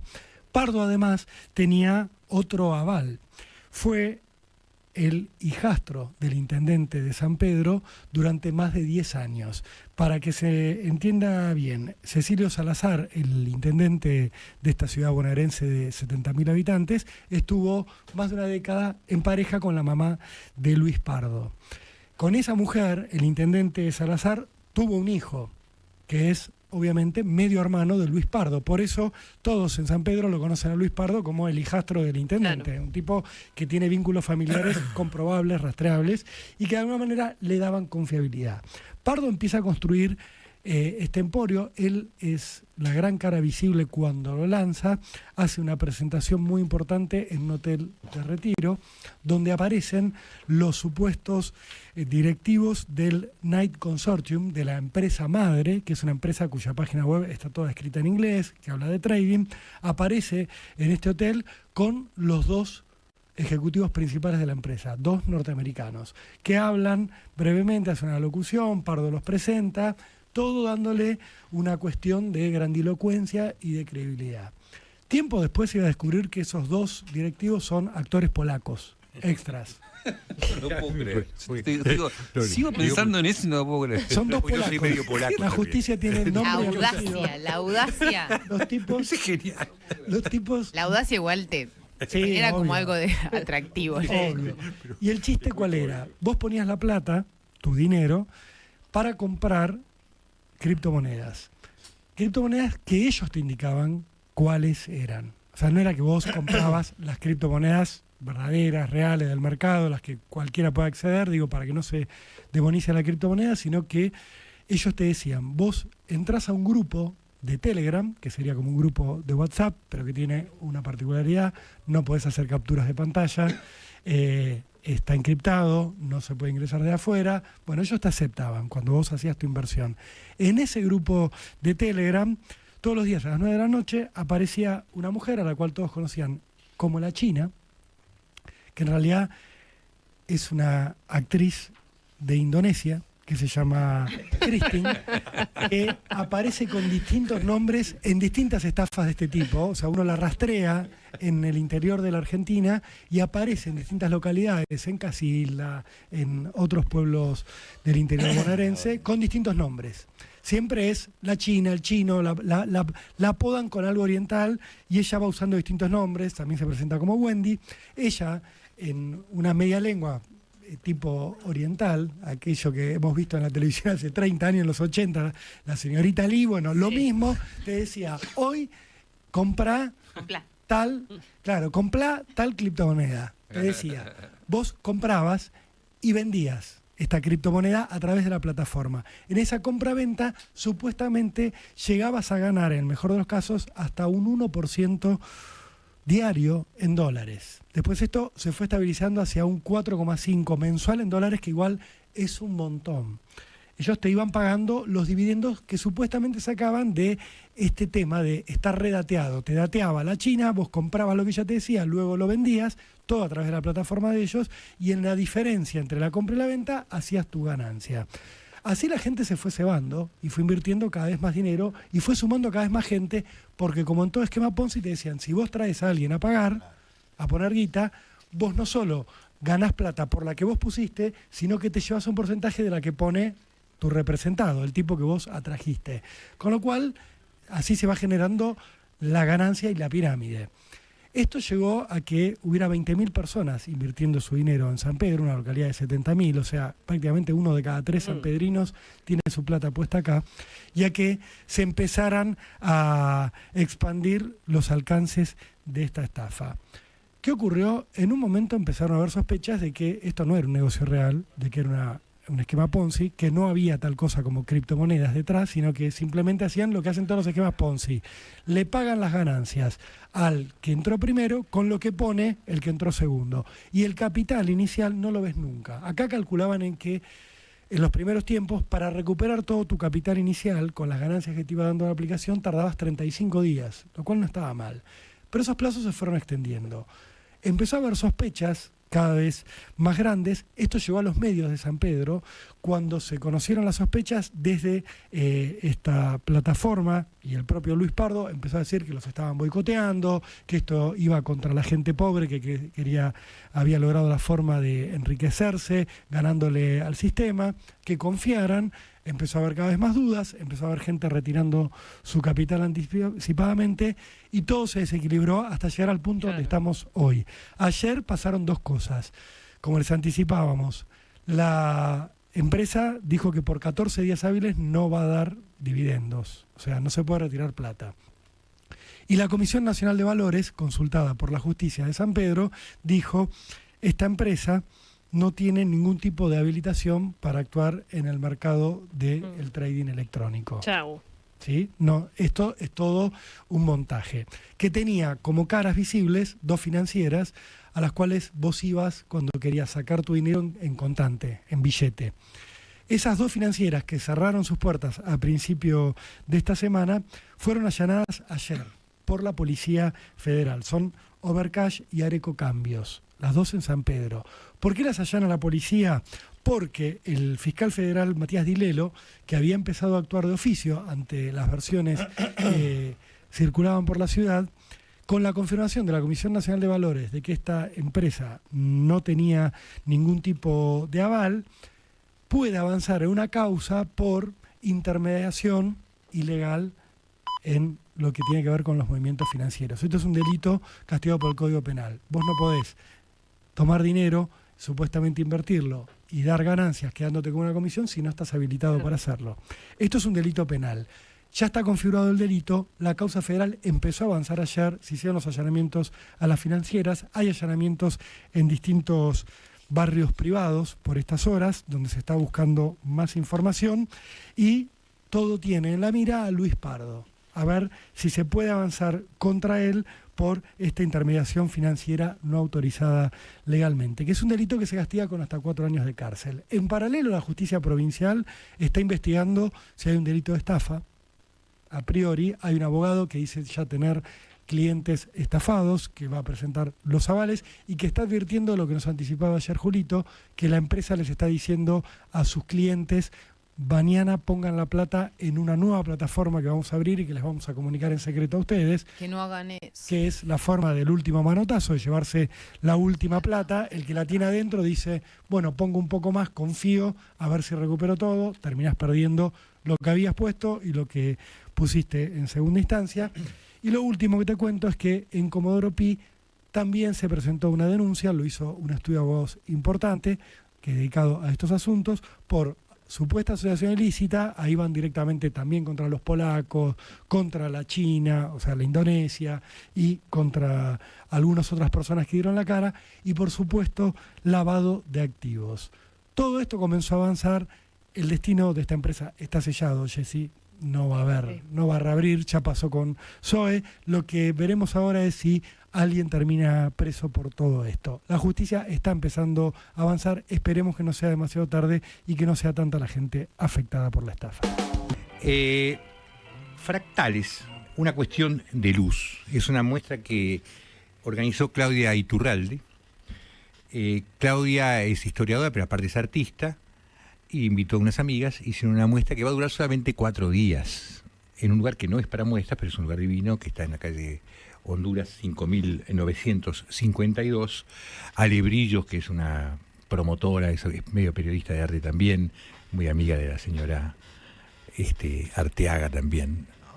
Viaja por todos lados, para ferias de arte. Beso Alicia. Beso Alicia. Entonces la Ale Brillos organiza esta cosa, y son 6 mujeres.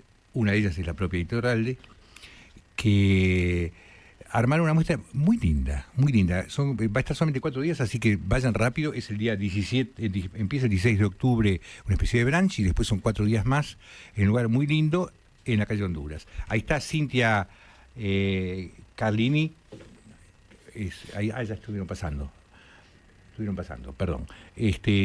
Marcela Ferrero, después está Luisa Freixas, la que está ahora mismo es Iturralde,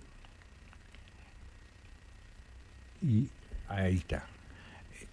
Después viene Ángeles Jacobi.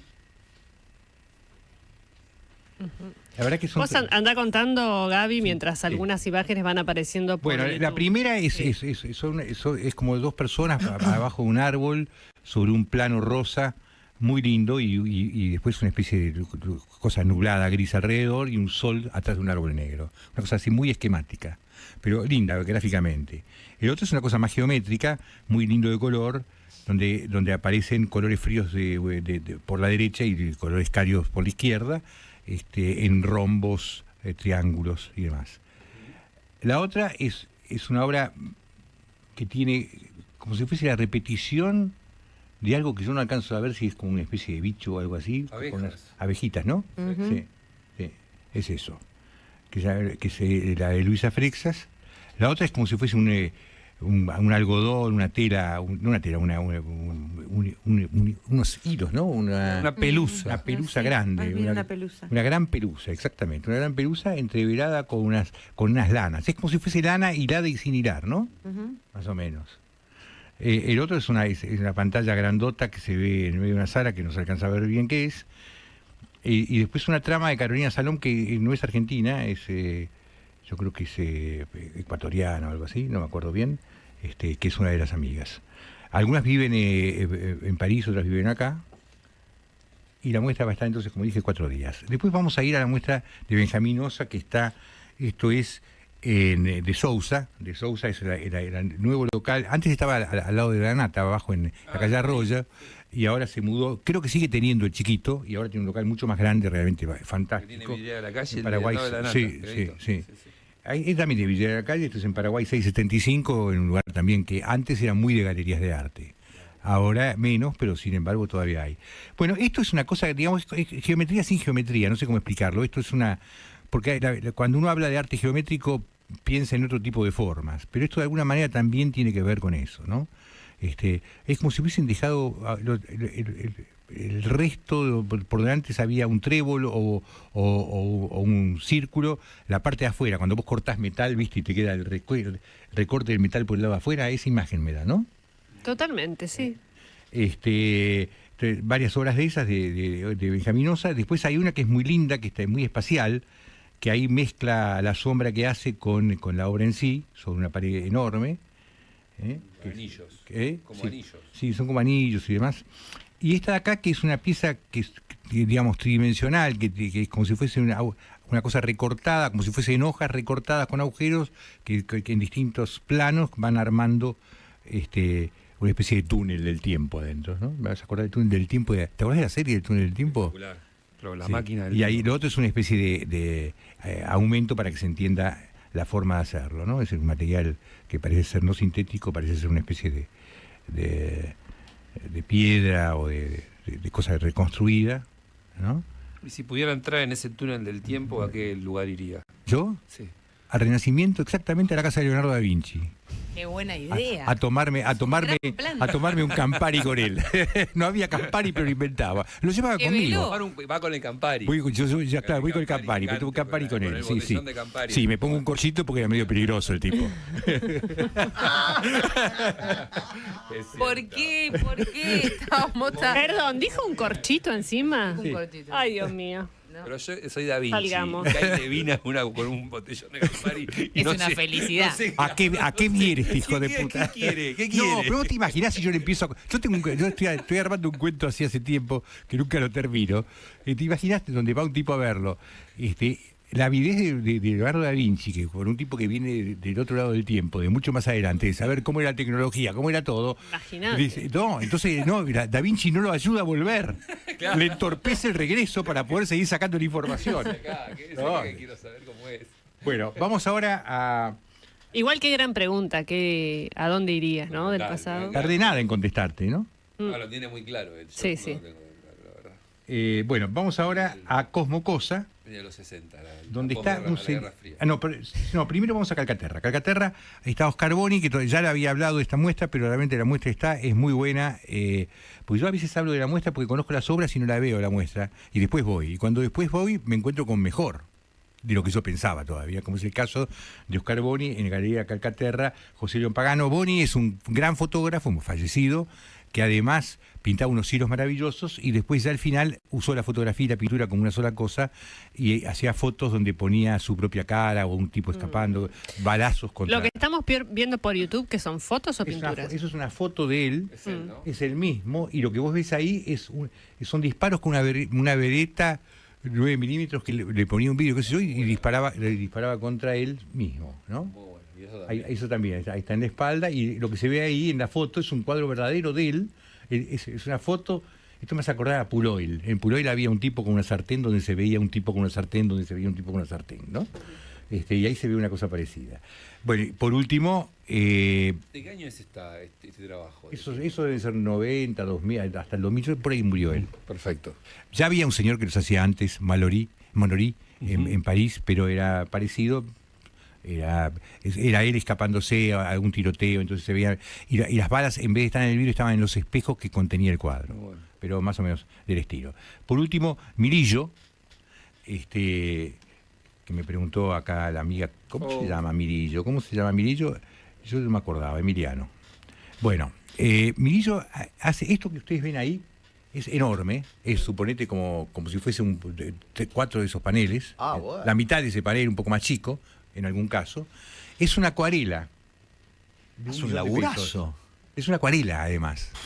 Mirá vos, Bueno, bien hecho ya está. expliqué 20 veces, no voy a hacerlo de nuevo, la dificultad que significa hacer una acuarela. ¿no? Eso es una acuarela. Bueno, ahí tenemos más.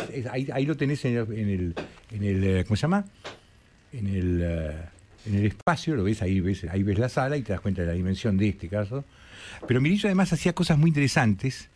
Y una que me gusta mucho, que eso no está en la muestra, pero para que sepan quién es Mirillo, es una especie de dos roscas entrelazadas. Una es una forma distinta de hacer el planiferio y una la de la luna. Fíjate si la puedes poner para que se entienda. Bueno, eso también es divino, mirá. Sí, esto es un homenaje a la AMIA. Y esta es la que te estaba hablando yo. ¿Ves lo que es? Sí. Es grande eso, es una escultura. Me encanta Mirillo. Ahí tenés. Mirillo, como dije, ese está en Cosmo Cosa, que es Montevideo 1430, desde las 2 de la tarde está abierto, vale la pena. Y les quería contar otra cosa.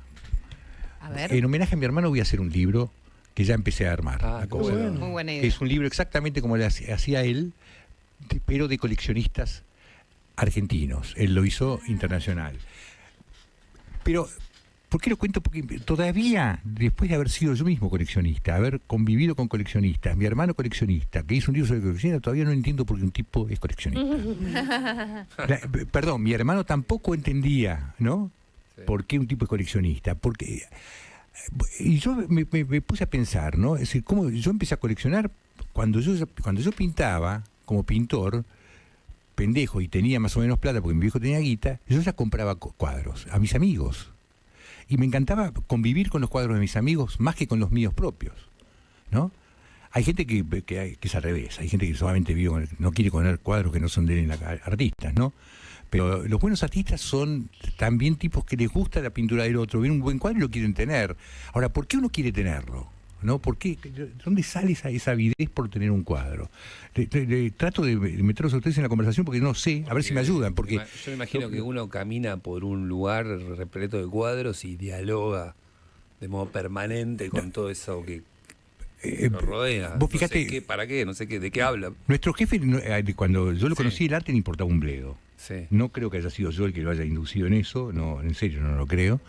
Pero de repente él empezó a meterse en eso, como cualquier otro de los coleccionistas que yo conozco, y vos decís, pero...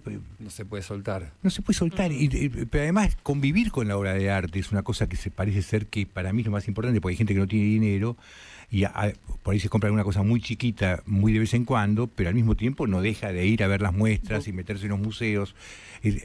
Porque a diferencia de la música, ¿no? Esto es una música silenciosa que no te invade, pero que su presencia te conmueve permanentemente. Aunque vos pases de costado, la miras un cacho y eso va cambiándote la vida. Es decir, yo pinto porque en mi casa habían cuadros. Hay un texto en el libro de María Gainza, Un puñado de flechas, que lo comentamos el otro día con Flavia, que ella va a la casa de un coleccionista, de que vos seguro lo debes conocer, no dice el nombre de ella, pero es ahí, en el barrio de Retiro, se frente a la Cancillería, entonces es medio como que la zona... y es una persona que ella vuelve a ver 25 o 30 años ¿enfrente de la Cancillería? Sí, ya sé quién es. Y que ella lo ve 20 años Es atrás. turco. Claro, un personaje que lo ve 20 años atrás, un tipo con muchos recursos para comprar cuadros. Cuando va por primera vez 20 años atrás, es una persona. Ese departamento tiene unas características con algunos cuadros, y cuando vuelve a entrar 25 años después a ese mismo lugar, ya no queda un espacio libre de cuadros. Entonces ella se hace preguntas alrededor de lo que pasa con ese tipo y esos cuadros, que básicamente lo que tiene es un departamento que está cerrado y es todo para él. Y él perdón, yo conozco coleccionistas que tienen que alquilar galpones para guardar los cuadros que no los pueden ni ver. Y que de vez en cuando los prestan para alguna muestra y demás, pero hay tipos que hacen. Y después, en el caso de Dani, que me contó unas historias bárbaras que están en el libro algunas, hay uno que era una especie eran dos psicoanalistas o profesionales que compraron cuando no valían nada las obras, porque no tenían guita para comprar obras caras, entonces pero compraron a todos los pop americanos. ¿Entendés? Entonces tienen cuadros de millones de dólares, pero los compraron sin ser gente rica. Es decir, no hace falta ser rico para comprar obras de arte. Ahora, ¿por qué? ¿Qué es lo que cambia? ¿No? ¿Qué es lo que te cambia en la vida? Yo creo que te saca un poco de la realidad y te mete en la realidad al mismo tiempo, ¿no? Las dos cosas. Por un lado te pone afuera de la realidad, es decir, es como un descanso, es como un chiste, es como el humor cuando te reís de vos mismo, que podés entonces ver las cosas de otro modo, de tu propia vida. El arte es un poco eso también, eso es decir, te saca de tu realidad y te mete más profundamente en la realidad al mismo tiempo, ¿no? Pero no se hace la pregunta del coleccionista de si tengo o no que compartir mis cuadros para que otros los puedan ver. Bueno, hay coleccionistas, digamos, el libro que hace Dani, que yo quiero imitar en ese sentido, porque si es un homenaje a él, tengo que imitar su idea, es que no es solamente un tipo que acumula, sino es un tipo que además con su obra la comparte, ya sea porque dona parte de sus obras a los museos, o porque abre lugares para que puedan ser vistos, o porque las presta sistemáticamente, o porque hace libros con eso, o lo que sea. Digamos, alguien que no se la queda para él, ¿no? Hay un tipo que en el caso de Dani, que compra las 12 tribus de Israel que lo había hecho Zurbarán, si no me equivoco. Eran 12 cuadros que estaban desperdigados, que habían sido de un inglés, y el tipo hace todo un search para conseguir los 12 cuadros, juntarlos como habían sido originalmente, y los vuelve y compra el castillo para donde habían sido pintados, y los mete ahí y está abierto al público. Ese tipo, digamos, primero hace una cosa maravillosa, que es conseguir esos cuadros que estaban desperdigados. Los compra, llegó a pagar un montón por alguno para poder tener los 12. Y después compra, un amigo inglés le dice, loco, ¿por qué no...? Está en venta el castillo donde estaba eso, pues lo compré, y fue y lo compró, y entonces metió las obras, ahí está. Entonces, ese tipo no es un tipo cualquiera. No, para él tiene un sentido de lo colectivo, ¿no? A mí me parece que hay algo del orden de entender el arte porque sí. No, porque siempre estamos pensando ¿para qué? ¿Para qué? Claro. Y en realidad todo el arte es ¿por qué? Todo el arte. Y básicamente es porque sí, porque me llena de alegría, porque es un placer estético, porque puedo, porque está buenísimo compartirlo. No, es como muy irracional en un punto también. Pero vos sabés que, vos fíjate, pienso en mis hijos, ¿no? Y todos están metidos con eso sin saberlo y sin quererlo, así, porque nacieron ahí. Y vos los llevás a una muestra y los tipos saben cuando una obra es buena. Pero alguien te tiene más interesante. Sí. La vida es más interesante rodeado de Sí, pero de la belleza. alguien te tiene. Es más difícil acceder a un libro. Seguro. Que a una obra de arte. Ah, sí, Yo porque desde es más muy chica intuitivo. iba a dibujo, pintaba y demás, dejé y nunca más nada, pero porque lo hacía de una manera, lo percibía de una manera distinta. Si no fuera por la nata, yo no vería obras de arte hoy. Claro, siempre hay ¿Por alguien. qué? Porque es alguien que te dice, y su definición, que para mí es buenísima, es: no hay nada racional. Te paraste ahí y no dejaste de verlo porque eso te gustó, punto. Pero vos ¿sabés cuánto tiempo perdía Jorge en internet mirando obras de arte y estudiando? ¿Tenés idea? Horas y horas. Ahora, vos te das cuenta, uno de los tipos, el mejor periodista argentino, el tipo más informado, el tipo que todo pasaba por ahí, el tipo se iba 3-4 horas con eso. Horas y horas. Puedo decir gracias a The Dátil, que nos mandaron los dátiles. ¿Qué te pareció el...? Espectacular, Eddie. ¿Cómo es la marca? No entendí. De Dátil, D es de THE Dátil Book Como si and fuera Company. el dátil en inglés. El dátil en inglés, claro. Quiero decir una cosa del dátil, más allá de esto. El dátil es una cosa sanísima, riquísima, antioxidante puro. que dicen que es anticancerígeno. Acá dicen que uno puede sobrevivir al desierto un día con un dátil. Sí, damos fe que Levinas y Pitela son fans de los dátiles hace mucho. No, pero es que además, en serio, vos sabés que estadísticamente la gente que come dátiles tiene menos incidencia de cáncer que el resto. Y es más inteligente. Y es más Eso dicen los dos que comen dátiles todo el día. Sí, no, pero los más inteligentes no lo dicen. Hacen competencia con Dios mío. Guarda prestigio y silencio da poder. Fernando Gago Chivas acaba de oficializar que Fernando Gago pagó la cláusula de rescisión y viene a Boca. El lunes va a estar acá. Va a dirigir su primer partido el día 19 de octubre en Victoria contra el Tigre de su amigo Sergio Massa. Vamos a hablar de otro técnico. ¿Gago es amigo de Massa? No entendí. Ah, ok. No, Román. Román es amigo de Massa. Sí, claro. ¿Pero Gago es amigo de Román o no? No son amigos. Es más, acá decimos en exclusiva y en adelanto que va a fracasar la experiencia. Va a fracasar la experiencia Gago. Va a fracasar la experiencia. No empezó todavía. No empezó, pero ya no nos sabemos que mate la ilusión, Tartu. No, es verdad. Yo pienso igual que usted, pero no nos mate la ilusión. ¿Viste? Pero ¿cómo están los hinchas de Boca? Peados. Claro que sí. En principio, si después gana, cambiaremos de opinión. ¿Quién está feliz? Qué lindo. Vamos a hablar de los que están fighting, estuvieron fighting, estarán fighting son el otro técnico que se fue de River, de Michelis. Es verdad. ¿Cómo no va a ser verdad? Separación con Evangelina Anderson, Evangelina Paternò, ex bailarina de Pasión de Sábado con la Tota Santillán. Un besito al cielo. ¿No se llama Anderson? ¿Evangelina Paternò? ¿Cómo se va a llamar Anderson? ¿Evangelina Paternò? Me estoy enterando. Perdón.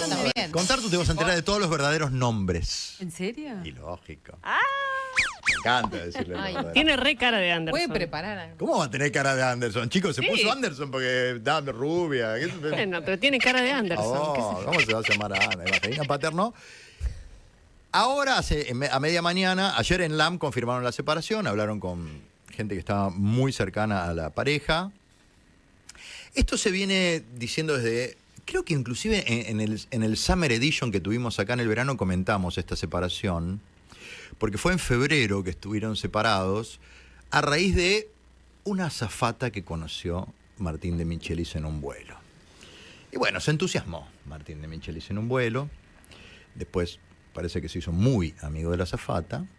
Parece que la azafata lo visitaba en la concentración de River. Y ese fue el problema, porque ahí lo vieron todos, vieron en el hotel, la información fluyó rápidamente, y se abrió un abanico de... ¿Azafata de aerolíneas? Todavía yo no tengo la data, pero...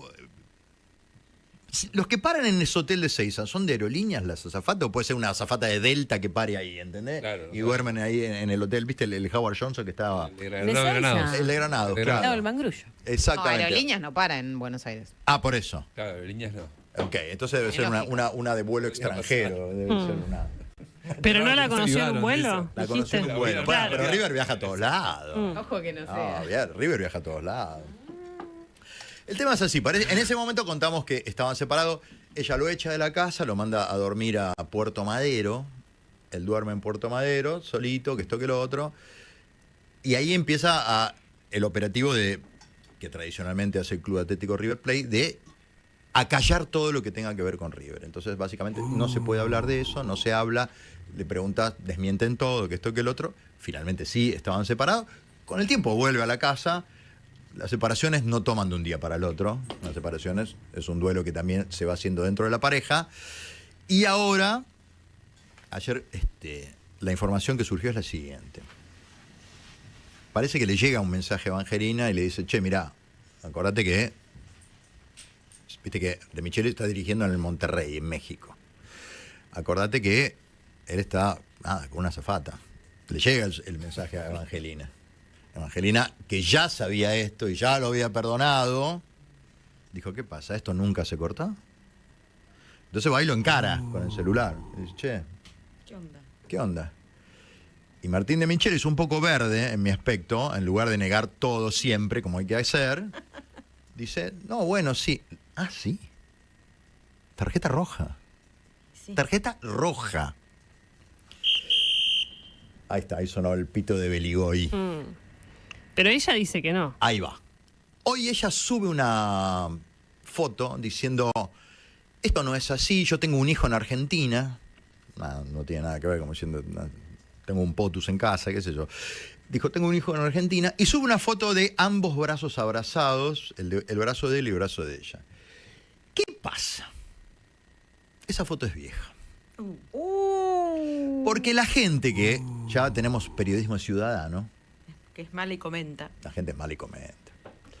¿Qué dijo la gente? No, esa foto es vieja porque Evangelina tiene un tatuaje que ella misma mostró en Instagram el proceso de cómo se lo fue borrando. Entonces, la gente está atenta a todo. Pero, entonces no es vieja, es muy vieja. La gente está atenta a todo. Entonces dije, no, pará, todo verso. Porque entonces si vos subís esa foto para demostrar que están juntos, ¿por qué subís una foto vieja? Subí una foto de ahora. Bueno, efectivamente, parece que la separación marcha. Ellos los van a desmentir, como desmienten todo permanentemente, hasta que, bueno, nada, después las cosas caen ¿Ellos se casaron? Por su propio peso. Sí, ellos se casaron. Ellos arrancaron su relación. Es muy linda la anécdota, tenemos un minuto, la vamos a contar. Ellos arrancan su relación en Carlos Paz. Carlos Paz vino de Michelis, ¿no? De viaje de afuera, Y él es de Córdoba, ¿viste? De Corral de Bustos. No me acordaba que él era claro, Córdoba. entonces va Carlos Paz a ver las obras de teatro. Y le gustó Evangelina. Claro. Y le gustó Evangelina. En ese momento, él era compañero de Maxi López.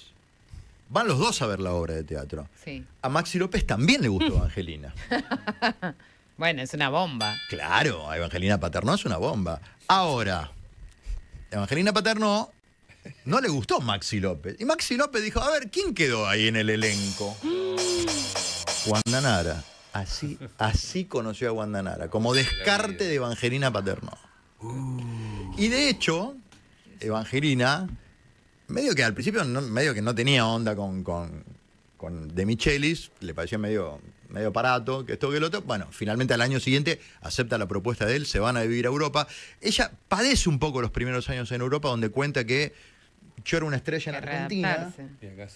Y acá tengo que planchar los pantaloncitos de entrenamiento de mi marido. Lo dijo ella, ¿eh? Como diciendo, bueno. Y encima en Alemania, hace frío, es de noche a las 3 de la tarde. Sí, la gente habla en alemán. Un drama, ¿entendés? ¿Qué pasó? Estuvieron mucho tiempo ahí. Ellos ya tienen un hijo, Bastian, el más grande, y después tienen a la baby, y cuando empieza el embarazo de la baby, se separan. Estuvieron separados. Claro, y ella viene a la Argentina, cursa gran parte de su embarazo en Argentina, del segundo hijo. Entonces ahí, o sea, esta mecánica la conocen. No quiere decir que ahora que están mal, puedan llegar a estar bien, pero hoy por hoy está todo mal entre ellos. 12.50 ha sido el aporte de Tartu a la confusión general. Gana el Nobel de Literatura una autora de Corea del Sur que se llama Han Kang. Vieron que siempre el Nobel da como una frase cerrada en la que explica por qué tal o cual persona gana el Nobel. Es bueno por su poesía y por la capacidad de indagar la condición humana. Bueno, yo leo el nombre y digo nunca, nada, no conozco nada. Y me empiezan a decir, sí, La Vegetariana, una novela que se llama La Vegetariana, que en su momento gana el Pulitzer, que yo recordaba que había sido un lío porque gana el Pulitzer Internacional, que es un Pulitzer que se entrega en Inglaterra a las novelas en traducción, y que había habido una controversia muy grande porque la versión en inglés no era buena, no era fiel al original. Ahí Felipe Castañer, que es un escritor argentino que yo quiero mucho, escribe que, bueno, que acá había habido una versión de Bajo la Luna, que es una editorial muy bonita, muy bien traducida directamente desde el coreano, en el 2016. Y yo sigo sin entender quién es esta mujer y digo, bueno, qué bien, habrá que leerla. Ahora los derechos de su obra los compró Penguin. Es una mujer bastante joven, pero tiene mucho escrito, escribe poesía, ensayo, novela, cuento, digamos, es una escritora de toda la cancha. Y me empiezan a llegar mensajes de amigas, de conocidos, con fotos de La Vegetariana que tienen en sus casas porque dicen que la leyeron porque yo la recomendé en el 2016. Con lo cual culpo a la menopausia y a la nube mental que se me instaló acá adelante.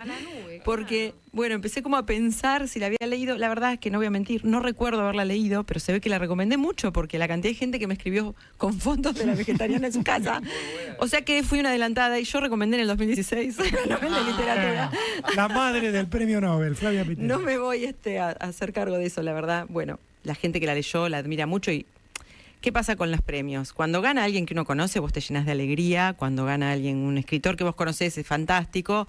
Y cuando gana alguien que vos no conocés o que es una oportunidad, habías conocido y ahora no sabías que conocías, es una gran oportunidad. Siempre decimos lo mismo, pero vale la pena recordarlo. Claramente ahora vamos a leer mucho sobre ella porque al ganar un Nobel, como decimos siempre, la pone en el mapa. Penguin va a empezar a publicar toda su obra, seguramente. ¿Cómo? Que no la suba de precio. No, el precio, viste, es el precio, por suerte está regulado el precio del libro. Pero bueno, muchos de los que hablan de ella en estos días, en estas horas que pasaron desde hoy a las 8 en punto, cuando se supo que había ganado, La Vegetariana sobre todo se trata de una mujer que es una mujer casada, que tiene hijos y que de un día decide dejar de comer carne, luego deja de comer. Porque quiere como alimentarse como se alimentan los árboles. Es muy onírica, ahí estuve releyendo páginas del libro para acordarme un poco, la verdad que no recuerdo haberlo leído, pero parece que sí. Sí, es una mujer que transita una literatura muy oriental y esto está buenísimo reconocerlo. Mucha gente que quiere que gane, acá es cuando me voy a ganar el odio de un montón de oyentes, mucha gente siempre quiere que el Nobel lo gane Murakami. Para mí Murakami no es un escritor que valga la pena, porque no sé, para mí es el menos japonés de los escritores. No, porque parece que escribe en Nueva York, que no está mal ni bien, pero no es como que no es muy representativo de su cultura en ese sentido, aunque la mejor obra de él tiene un anclaje japonés. En general, el resto se desdibuja bastante. Bueno, esta mujer al parecer no, tiene como un anclaje muy coreano, con lo cual, ¿qué quiere decir esto? Conocemos filosóficamente cómo piensan, cómo se relacionan con la naturaleza, cómo son las relaciones amorosas, y eso siempre es una lindísima puerta para entrar en el mundo de alguien que hasta ahora no conocíamos, sobre todo si viene de un lugar tan lejano como nos queda, en todo sentido, Corea del Sur. Así que le deseamos muchas felicidades a esta mujer que recomendé allí por el 2016 y que mucha gente ha leído. Bueno, y sobre todo recomendamos la traducción de Bajo la Luna. Es un lindo libro, creo yo, una linda autora para regalar para el Día de la Madre. Y siguiendo con los libros para el Día de la Madre, hay una autora. Ustedes saben que la literatura argentina tiene un género muy definido, muy amplio, de autoras brillantes que se dedican a lo que se llama, al género que se llama romántico histórico, ¿no? Son novelas románticas con un basamento histórico muy fuerte. ¿Qué quiere decir esto? El escenario siempre es algún hecho histórico de la Argentina, o no, pero principalmente de la Argentina. El género romántico histórico existe en todo el mundo y siempre tiene esa particularidad que es que toman un hecho histórico o un personaje de la historia y le recrean el mundo de la época. Autoras como Gabriela Margal, Flor Canale, Gloria Casañas. Bueno, me voy a quedar afuera un montón. Son muchas las argentinas y muy buenas todas ellas. Algunas de ellas se dedican más a los personajes. Por ejemplo, Flor Canale siempre toma un prócer, ¿no?, de los más conocidos a los menos y les recrea el mundo. ¿Qué tiene de interesante leer estas autoras en general? Primero porque las historias de amor, que ellas, todas estas novelas incluyen una historia de amor con mucho erotismo, con mucha pasión, entonces eso es muy atractivo, pero además conocemos formas ¿cómo decirlo? O miradas del hecho histórico que están más conectadas con lo cultural. ¿Qué comían? ¿Cómo se vestían? ¿Cómo eran las calles? ¿Cómo eran las relaciones? ¿Cómo eran los códigos de relacionarse? ¿Cómo se armaba una fiesta? O sea, desde lo más mínimo de la vestimenta hasta lo más grande del hecho histórico, todo se construye allí. El vocabulario, recrean formas de expresarse. Muchas de ellas usan cartas, usan la epístola como una forma muy clara y muy transparente de ir a ese lenguaje antiguo. Y una de ellas es Gabriela Exilart. Gabriela Exilart hace esto en todas sus novelas. Y como decía recién, cada una de ellas tiene una particularidad. Por ejemplo, Gabriela Margal es una autora que se detiene mucho en el detalle cultural. Es historiadora y todo lo de ella, todas sus novelas son extremadamente detallistas vos olés, ves, caminás por las calles de Buenos Aires antigua con cualquier novela de Gabriela Margal. Gabriela Exilart decía que es una autora que todas vienen de otros lugares, ¿no? Gabriela es historiadora, pero todas no son abogadas o son mujeres lectoras que de pronto encontraron en la escritura un mundo. Y para regalos del Día de la Madre son divinas, todas ellas. Qué sé yo, hablan sobre novelas sobre una se llama La Maestra de Boston, que es sobre las maestras que traía Sarmiento, pero a todas les recrean una historia de amor. Gabriela Exilart decía es una de ellas y acaba de publicar una nueva novela que se llama Los hijos de la cosecha. ¿Qué hace Gabriela? Que es su particularidad. Busca hechos históricos que son desconocidos de la historia argentina. Te los relata en las novelas y le mete historias. En este caso, acaba de publicar una novela que recomiendo mucho para el Día de la Madre que se llama Los hijos de la cosecha, que recrea una masacre que hubo en Misiones, en Oberá, en 1936. Misiones, por razones políticas, sociales y económicas, había quedado bastante despoblada, por lo cual el gobierno de Misiones empieza a generar mucha insistencia en que lleguen y que se instalen allí corrientes migratorias, polacos, ucranianos, alemanes, italianos. Es en la época en la que empieza el furor, digamos, el oro verde, digamos, el furor de el cultivo y la cosecha de la yerba mate. Oberá es ahí. En Oberá. En un momento, porque les pagaban muy mal, este grupo de inmigrantes, colonos, les decían, hacen una movilización por el pueblo y hay una masacre. La policía los contraataca con una masacre. La historia es muy compleja porque es una historia de identidad, de migración, de conformación de lugares, los lugareños contra los migrantes. Yo no tenía ni idea que había existido esa masacre, no sé ustedes. Búsquenla, se llama Masacre de Loberá. Es tremenda la historia, es muy interesante, muy poco comentada. ¿Y qué hace Gabriela? Pone en un hijo que es... en 1971 en Córdoba, un chico que su padre al morir le dice, bueno, mira, nosotros venimos de esta historia, y le dicen, Misiones, vos tenés incluso unas tierras, y el flaco va a reconstruir la historia de esta masacre. Obviamente hay una historia de amor y todo, pero de pronto te encontrás caminando una Misiones de los años 30, con la conformación de las migraciones, súper interesante, con una historia real, como fue la masacre de Loberá, muy bien relatada, con una historia de amor hermosa en el medio y muy apasionada. Y entonces Gabriela Exilart, que hace siempre esto en sus novelas, ¿qué quiero decir? Cualquier novela que tomen de ella van a encontrar que busca, no sé, una historia de una cárcel en Ushuaia, que se cerró por razones rarísimas, o algo que pasó en el Chaco, o en este caso, la masacre de Loberá en 1936, y a partir de allí te cuenta la historia y te cuenta un romance que trasciende las diferencias de clase, las diferencias entre colonos y orundos del lugar. Apasionante, muy bien escrita. Para el Día de la Madre es un gran regalo, se llama Los hijos de la cosecha, lo escribe Gabriela Exilart, y si no, también pueden leer a la Nobel de Literatura, La vegetariana, que bueno, es una historia de una madre en conflicto con su maternidad. Bueno, no sé si es el mejor regalo para el Día de la Madre, pero seguramente van a leer muy buena literatura. Si no, entradas para ir a ver a Flavia Pitela, No se puede vivir del amor, 31 de octubre. Eso también es un gran regalo. Sí. ¿O no? Es un gran regalo. ¿La Teanet? Planazo. La Teanet. Es un gran regalo. ¿Quedan entradas Claro. para el 31? No. ¿No quedan ya, Bueno, agotó? para otra fecha. Muy Abrimos bien. el Hay 7. que ir a la segunda Hagamos algo fecha. nosotros Y nos ya. estamos yendo ya por el interior. Ya habrá novedades, hay gira. En Capital hay otra fecha después de la Sí, 31 son de 4 octubre. jueves. O sea, el 31 al siguiente- 7 ya están abiertas las entradas. O sea que se puede comprar para el 7 Sí, en señor. este momento. Muy bien, no se puede vivir del amor. No, no se puede vivir del amor. Y no, pero Sí, la Flavia verdad que no. te cuenta a través de la literatura cómo algunos lo han pensado todo esto. Lo ¿no? seguimos pensando. Va por todo, Pitela, ¿eh? Qué brava.